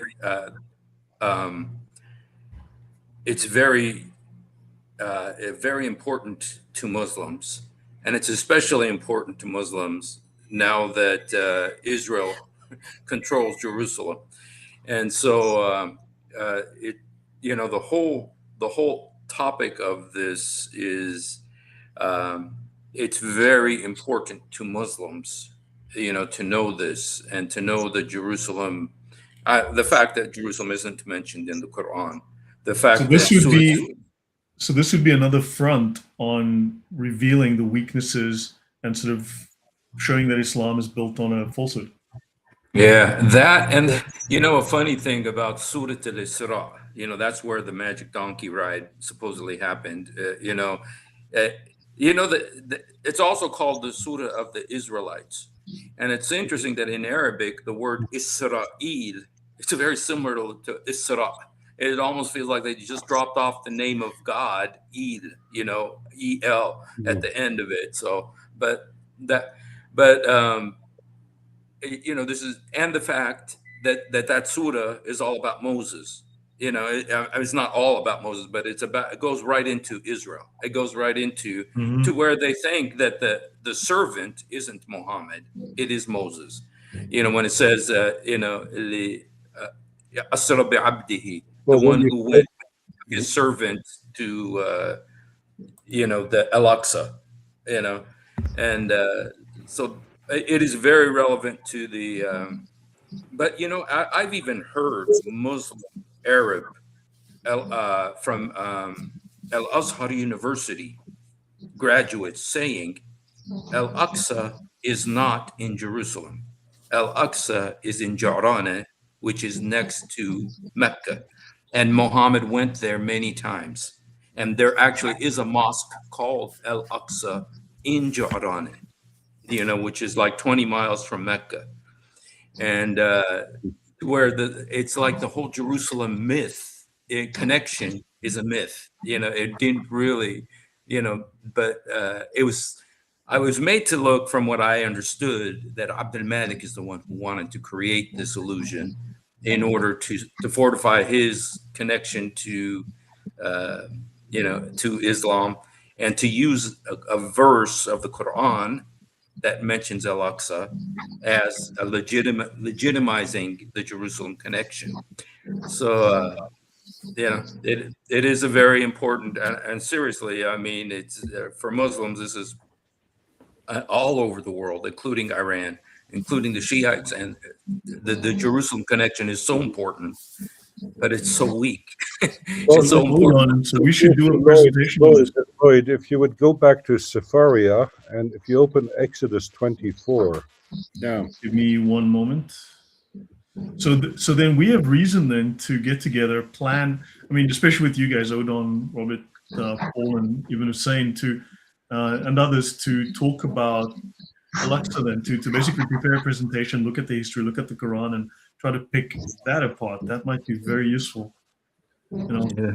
If you go up to texts at the top, text at the top left. So exit top left, Exodus. No, Tanakh. You go to Tanakh. Tanakh. And then Exodus and 20. You go down to verse 4. Voila. Then click on the 4. Okay. First of all, it says no. It's 19, not 20. 19. It's verse 19. So go back one. Yeah. Sorry, How do I go?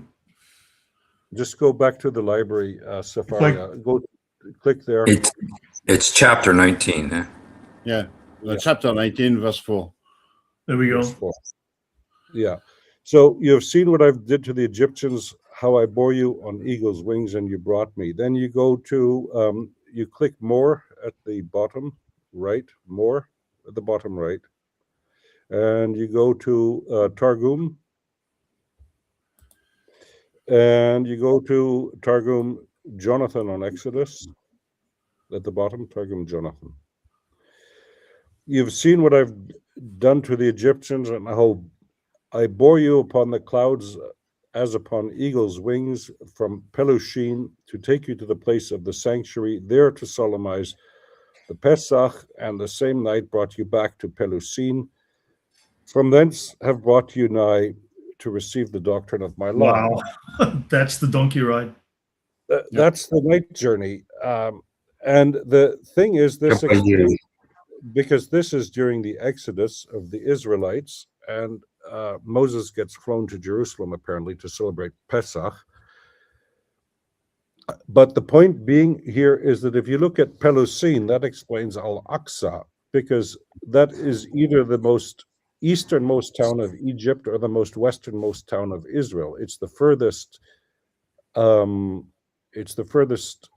synagogue, either which way you look at it. It's at the in extremis. It's at the limits of whichever way you look at it. That's the night journey. That's the night journey here, and there, and when you add this to Surah Al-Isra, then it makes perfect sense why the rest of it concerns Moses, because this is a reference to this strip. Fantastic. Wow. That is amazing. That is really amazing. And I have a slight question on this, Robert. Isn't that journey going the wrong way? Because what you want is a journey from the Masjid al-Haram to the Masjid al-Aqsa. But what you've got there is a journey from the Masjid al-Aqsa to the Masjid al-Haram. You've got it's going in the wrong direction, isn't it? Doesn't matter. They're borrowing the idea. I mean, they'll change it at will, right, as needed. No. What I mean is, it's the idea of the night journey, where it's exactly going from. Of course. But I heard that El Barak did not have internal GPS, and that's why it says that Jibril was holding his leash and leading him to Jerusalem. So there could be directionally challenged in the other direction. Yeah, if I may point out a couple of things on this, is when in the Quran we see lots of stories where a particular detail is actually wrong. It's almost like deliberately wrong. So it wouldn't surprise me if this is an Easter egg of the guy actually writing this to confuse the population, or rather to tell a Jew that this was copied from the wrong people. But also with the Masjid al-Haram and the Masjid al-Aqsa, that the two stories, the one being Jerusalem and the one being that is a place between Taif and Mecca. What I think happened is, we know that verse was about Moses, so absolutely nothing to do with Islam, absolutely nothing to do with anything really. The chances of a guy called Mohammed in Mecca going to a place called Masjid al-Aqsa that was right there, when we look at the person is Moses, the chances are exactly zero. So what could have happened is people start making up stories of what is this thing. They're trying to make it about Muhammad. They come up with two stories. The one that prevails is the one going all the way to Jerusalem because it's more fantastic and it goes to the heavens, as opposed to he actually just went 5 minutes down the road. That is not fantastic enough. But now we're in the 21st century. People look at that and says the Masjid al-Aqsa was not built during the time of Muhammad. So it could not have been Jerusalem. Oh, let's look at the other story that they told. And now they're going for that. But they were both made up. Some people realized it couldn't be Jerusalem. They created another one. We see this in other stories, such as Moses walking all the way to Mecca. Abraham walking all the way to Mecca with Hagar. And then in other stories, actually he flew in the Burak. We see that they are trying to make it all work with Islam. And in the end, one story becomes prevalent, and when we debunk it historically, because the Masjid al-Aqsa wasn't built until the time of Abdul Malik, then people are looking at the other ones and say, well, okay, Muhammad was there in Mecca and it was nearby. No, the exegesis is clear. It's been 1400 years as Jerusalem. Both stories were just fabricated. And hello, Mel. Very good to see you. Yes, hello, Mel. Mel, hey there. Hey, if I could just If I could just say one last thing, I need to actually go, but I just wanted to say one last thing about the El Burak connection. That Muhammad said that Muhammad also had a very lovely, beloved donkey. His name was Ya'fur, and Muhammad said that he was actually related to the donkey that Jesus rode into Jerusalem on. And so I'm wondering if El Burak might be related to them as well. I don't know, but anyway. Husein, I just want to borrow you. Can you just stay on for another 2 minutes? Sure. Yes. No, but it's this donkey business. This is what you find in the pseudo-Clementine literature and elsewhere in pre-Islamic stuff. So that this donkey of Abraham is the donkey that all prophets ride. So it's also in some Christian traditions, it's the donkey that Jesus rode in Jerusalem. So you've got this divine donkey parked somewhere, and everybody that gets sent by God rides it, and this is how you know. So when, according to Islamic narrative, Umar enters Jerusalem on a donkey, you see why this tradition arose. It's bears a lot of resemblance to Palm Sunday, but just off the top of my head, Husein, if you go to Quran, was it 1788?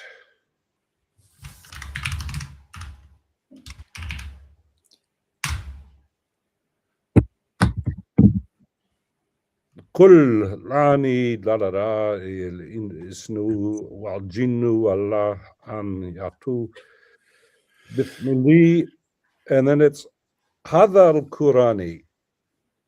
How do you interpret that? Let me just look here real quick. Hadha al-Quran, this Quran. But so if you read that, at least in my sense of Arabic, it's referring to another book, not not to the Quran the book that you're actually holding. It's this particular one, this version. Yes. You know where I see this. I see this also, the same issue with, I think it's the first verse of Surah Al-Baqarah, chapter 2, where it says, Hadi al-Kitab. No, Dhalik al-Kitab, that book. Instead of this book, it says, that book, there is no doubt in it. And it's talking about another book. And so, here it does say, Hadi al-Quran. Yeah. Mithil Hadi al-Quran. Okay. Yeah. But is it the book you're holding, or is it another book?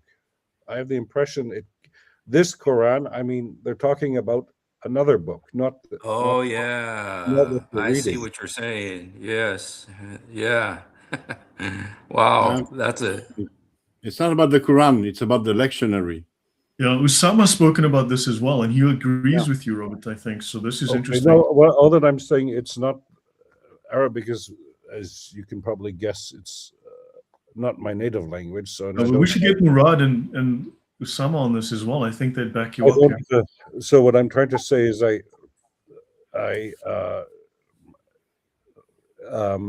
when we have a native speaker, I'm going to let him decide and not myself. So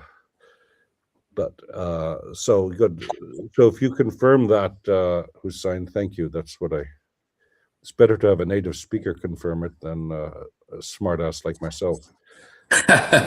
Well, I'm part smartass too, because I'm really American, but nobody's Arabic perfect. is like my second language. So, but okay. Thank you guys. This was really fun. I learned a lot, you guys. Really awesome stream. Thank you so much for letting me on. Thanks, man. God bless you guys. Thank you. Bye.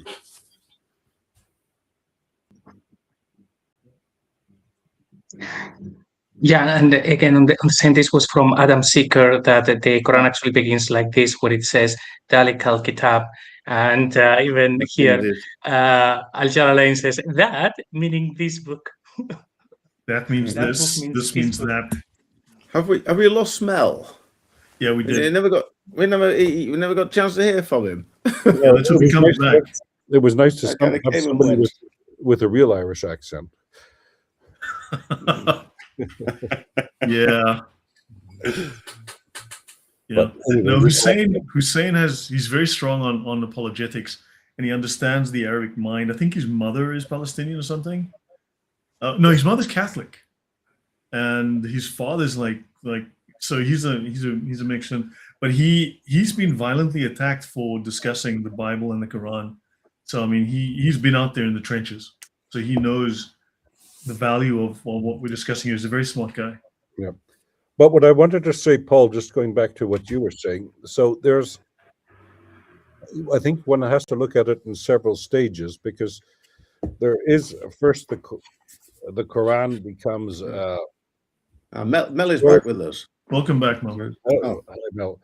The Quran is at the first stage. It has an authoritative book. So how and when it became canonized, if that's the correct term, if it's not too much borrowing from Christianity, is another question. Yeah. Because also, if you look at the Islamic tradition, they kind of all of these traditions that go to Uthman, you find also going to Abu Bakr.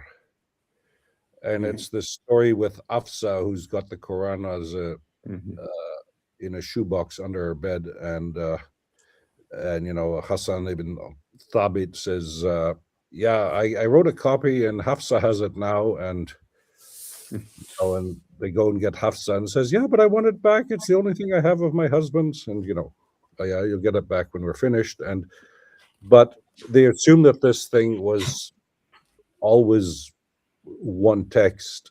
So how much canonicism? But then I think there is a third stage you have to add there, Paul, and that is the exegesis, or rather the eisegesis of the Quranic text, which developed over time. Because even if you read the tafsir, even Tabari, who, as far as I know, the tafsir is only preserved in one manuscript, so that means that it probably wasn't that popular a text. I think it's more, especially Nöldeke in his Geschichte des Koran says, yeah, if I can live to see,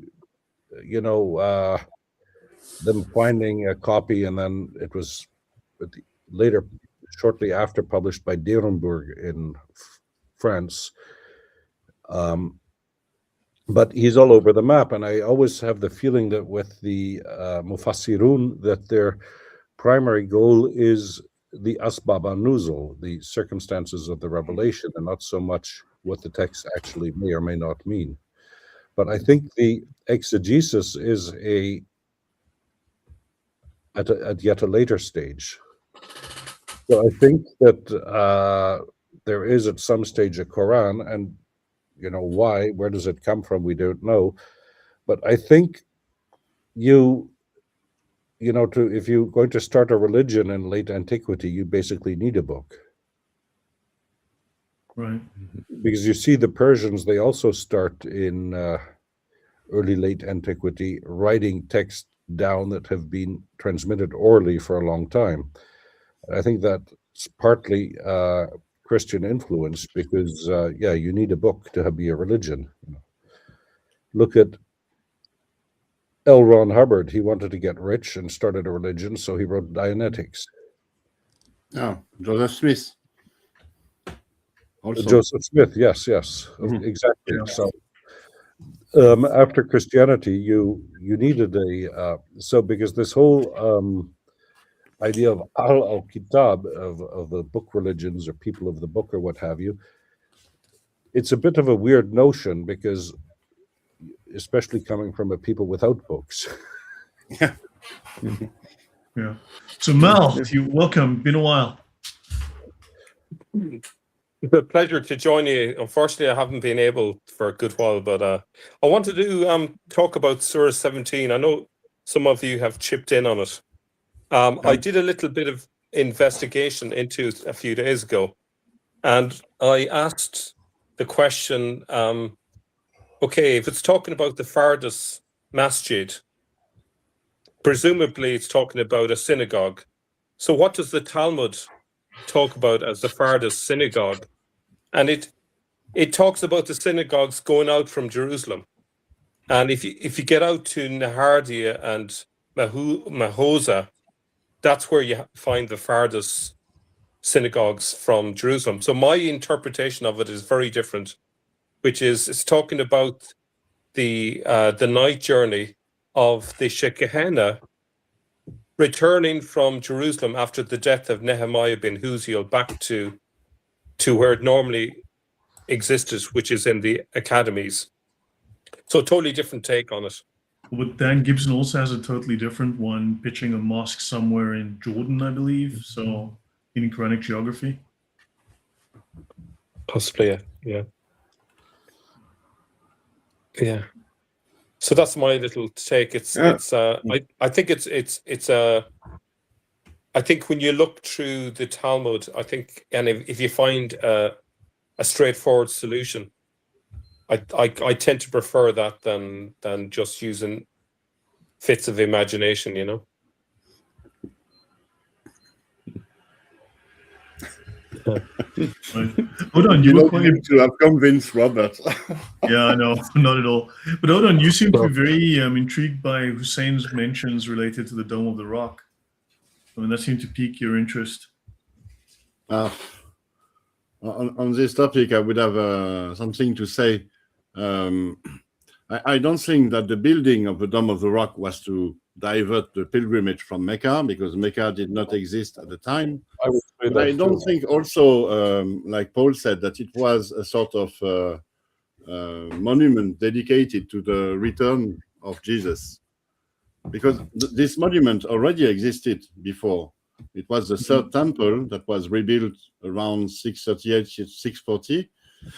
And I think it endured more or less up until Abdullah ibn al-Zubayr. Yeah, I mean, wasn't it abandoned until relatively recently? It was completely abandoned and forgotten. And then when it became a thorn in the side of Israel, then it became a political hot point and an important shrine in Muslim, theology. And I was up there. I was on the Dome of the Rock. I was on the Temple Mount this Christmas, this December, and I can say it's still horribly neglected. You still find litter all over the place, and not just dropped sweet wrappers or something. You've got broken furniture, old mattresses. It's in an absolutely terrible state. I mean, I venerate this place just because of its importance. And I would go up there if I lived in Jerusalem. I'd go there with some bin liners and just try and tidy the place up. Wow. But everywhere you go, you've got these burly, unfriendly-looking Muslim guys who say, "Oh, you're not allowed here, you're not allowed there," and they're just throwing their weight around, saying you're not allowed to go into the stables of Solomon, or you're not allowed to go in. They wouldn't even let me go into or the gatehouse. Not even allowed to go into the museum, even though the only thing that the museum holds is Byzantine stuff. And it's just, but it's all about bullying. None of it is about actually showing respect to the site, because all these people could easily, just go out and pick up one bit of litter a day, and it would simply tidy again. So it's just a political club. Well, you have this because there's an interesting little German book. I have to find it, but it's somewhere disappeared in my library. So it needs a while, but by Werner Kaskel written in the early 60s for a club in North Rhine-Westphalia, and they were renovating it then. And as Husein says, it's only become a hotbed since the 67 war. Of course, when the Jordanians ran it, how many Jews were allowed to go to the Wailing Wall? So it's another point one has to remember. But the point being that Kaskel mentions that it was being renovated in the 60s by Italian marble craftsmen.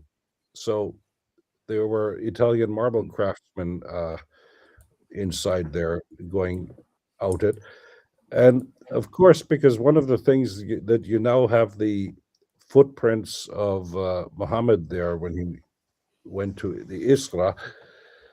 And there, of course, these are a copy of the Church of the Ascension, where supposedly you've the footprints of Jesus when at the Ascension. But there is one pilgrim. So there's a book by Richard Hartmann, written 1909. I have it somewhere, but I have to find it again. I'll have to do some excavating in my study. But where I think it's the Anonymous of Nuremberg, but I might be mistaken. But he says it's in the Middle Ages, and he says when you go to Jerusalem, you should also see the Dome of the Rock, even though it's Muslim. But there you have the footprints of Jesus in it. So something's been happening there. I'm not sure what, but at some stage along the way, they became the footprints of Muhammad. But because one also has to remember that in the Islamic tradition, the Isra and the Miraj are two separate stories, and it's only really much later, especially if I remember correctly, around the time of Saladin with the reconquest of Jerusalem, that they're both merged together into one tip. That he takes the non-stop night flight from Mecca to Jerusalem, and then goes up to heaven from there, which is, of course, because the story is still rather awkward, because of Mecca is the first sanctuary built by Adam. Why couldn't you go to heaven from Mecca? Why did you have to go to Jerusalem? So, yeah, because you see they're trying to add on Jerusalem to the sacred geography, to part of the system, because and as I said, the two stories are only combined much later. I'm trying to see where I have it should be here somewhere, but I can't find it. But anyway, but they're both combined rather late, and it's in the around the period of Saladin.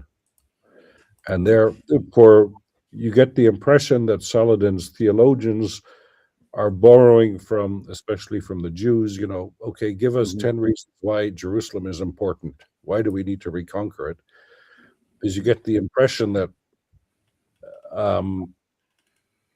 there wasn't a lot of animo among his soldiers to reconquer Jerusalem. Yeah, they need a story.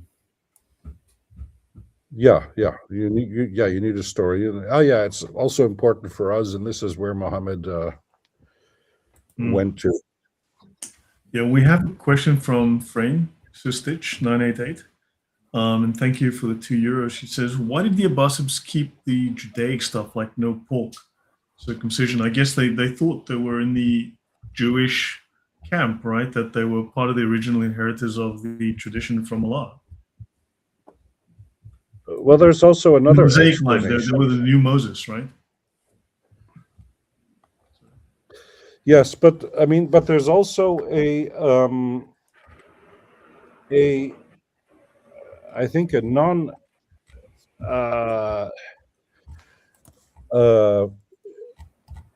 Judaic explanation that there was a pork taboo among Semites beforehand, and also, for example, circumcision was widely practiced, with the ancient Egyptians and the Berbers and what have you. It was a rather common rite. But it would also be a way to distinctly separate them from the Christians who had a different set of laws given to them. Yeah, but for example, when you read Josephus, one of his proofs that the Arabs, so we talked about this some weeks ago, that this notion that the Ismail is the patriarch of the Arabs largely goes back to Josephus with his Antiquities of the Jews, and basically, to oversimplify it a bit, but what Josephus says is, look, according to the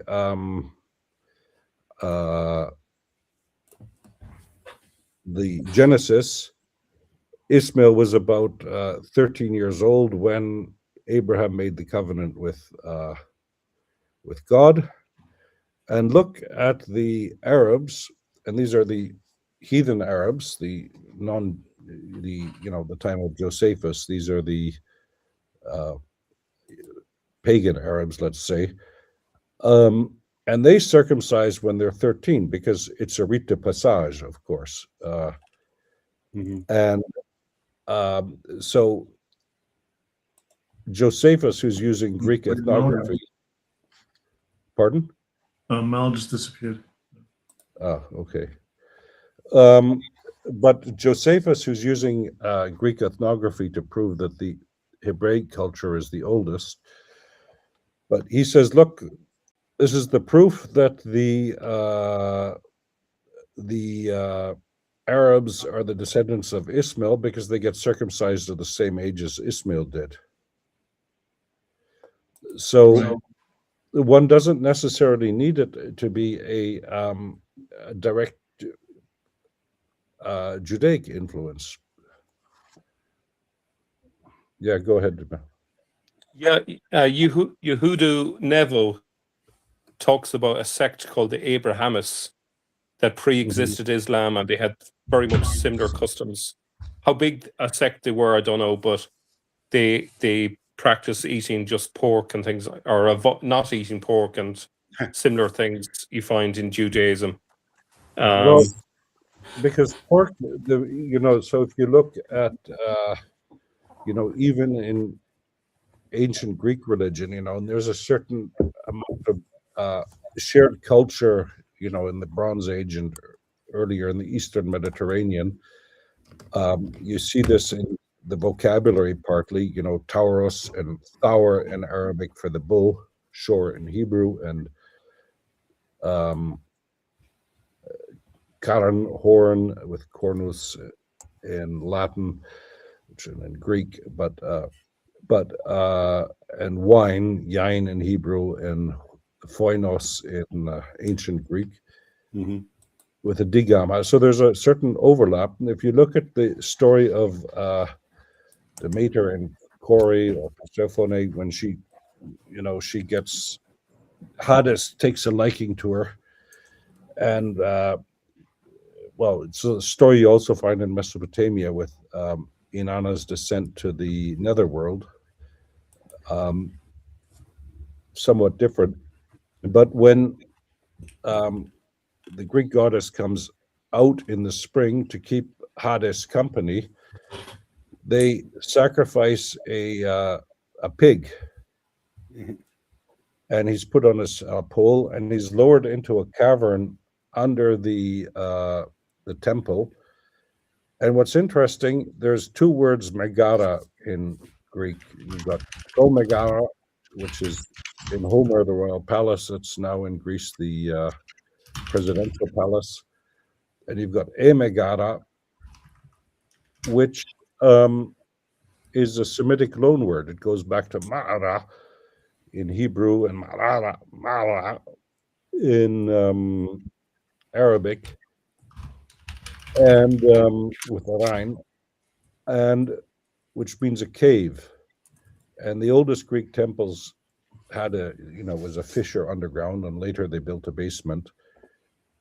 But it seems to be a Semitic rite, and then you could propose, and what's his name in the 19th century did that, the big British historian of religion, I can't remember.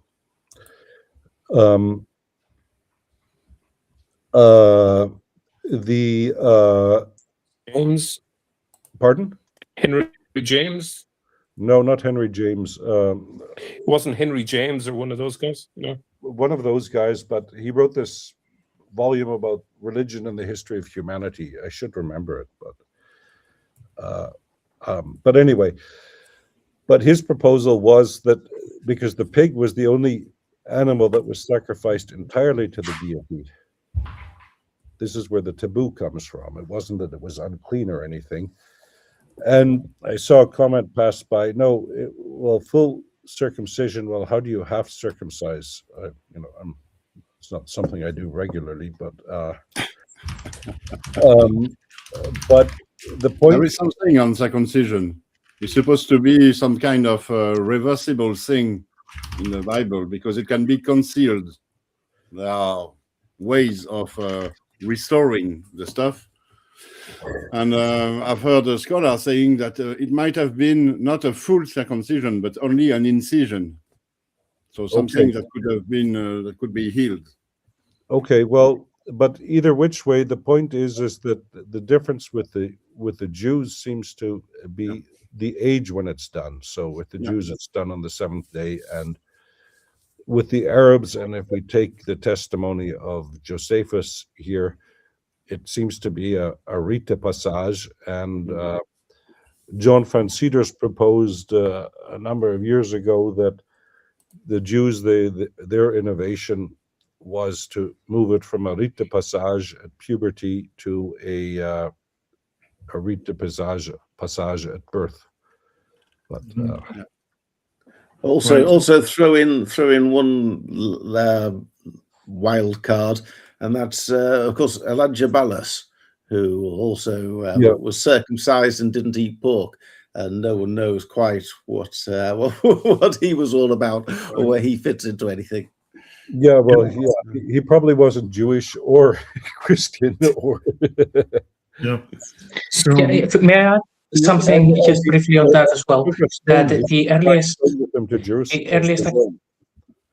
yes, about the pork. That in the account of Sebios, he says that this Muhammad merchant who became prominent, he forbade them to eat carrion and drink wine and speak falsehood. He hasn't actually mentioned pork. So it's actually possible that simply they copied so much from the Talmud and from Jewish legends and things like that, that it ended up in the Quran, like they couldn't actually eat the meat of swine. And then, because it's in the book, they got to a point where they just couldn't edit it out, because the people who edited the Quran in the end, they didn't really care about who was the original Muhammad. They were making everything up. But maybe they were simply stuck with that verse because they had copied so much from the Talmud and stuff, they couldn't just change it using diacritics. So maybe it was just they were stuck with it. I think on a wider thing, the main reason for the influence of Judaism on Islam under the Abbasids is where the center of power was in Baghdad. It's the obvious. The Abbasids were a stone's throw away from the Jewish academies, so of course they're going to be strongly influenced by the culture. And they also saw themselves as very closely related, religious-wise as well. And yet, Mel, the Abbasids put forward the narrative that we now have, which totally rules Jerusalem out of the story. The Abbasids were basically responsible, as far as the way I read it, responsible for Ibn Ishaq and all that, and everything else that came after him, that denies the Jerusalem connection and puts everything down in Mecca and tries to minimize everything. So it's curious. I think as I'm discovering from a person called Amir recently, that an awful lot of the early writings in the 8th century was deeply encoded with a temple outlook. The coding was misunderstood centuries later, and the references to Jerusalem wasn't obvious. I think it's very hard at this stage to determine when the move to Mecca happened. So without a clear idea of when the transition, it's very hard to make interpretations. Yeah, we've got nearly 2.5 hours, so should we wrap up in the next few minutes with our closing thoughts? Okay. I just wanted to say there was a thing about Adam's coffin going onto the ark with Noah. You also find that in Tabari. It's not just Shiite legends. You find that in Tabari's. But okay. Odon, you wanted to say? It depends whether you want to wrap up now or if you give me 1 minute. I'm easy. No, take your time. Make a comment. About the Jewish influence and why did it sort of keep on with the Abbasids? I think it's during the Abbasids that the late stage, the late stage of the Islamic theology is invented. That Islam is supposed to replace Christianity, which was supposed to replace Judaism, and so on. So Islam is supposed to be the ultimate religion, and the first religion was sort of Judaism. So Islam has to assume Judaism and the Jewish law, sort of. It cannot be completely different from Judaism. And so I think this idea of revelations that replace each other, which came at a late stage during the formation of Islam, it's one of the reasons why the Abbasid kept on with Jewish customs that make no sense within Islam. Anyway, it's my take on this. No, it's so because you have this. It's called, in Israeliyat, which is the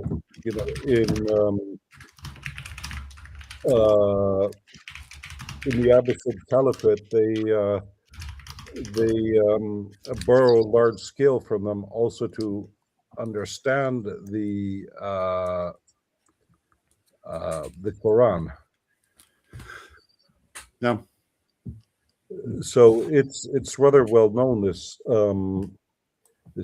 Israeliyat, that because if you read the Quran and with the biblical content, we were just talking about Noah, but if with the deluge, if you just have the Quran to go on, you don't really understand much of the story. Yeah. So guys, last thing. Since Husein mentioned that the Dome of the Rock is a bone of contention for them, but also a weakness.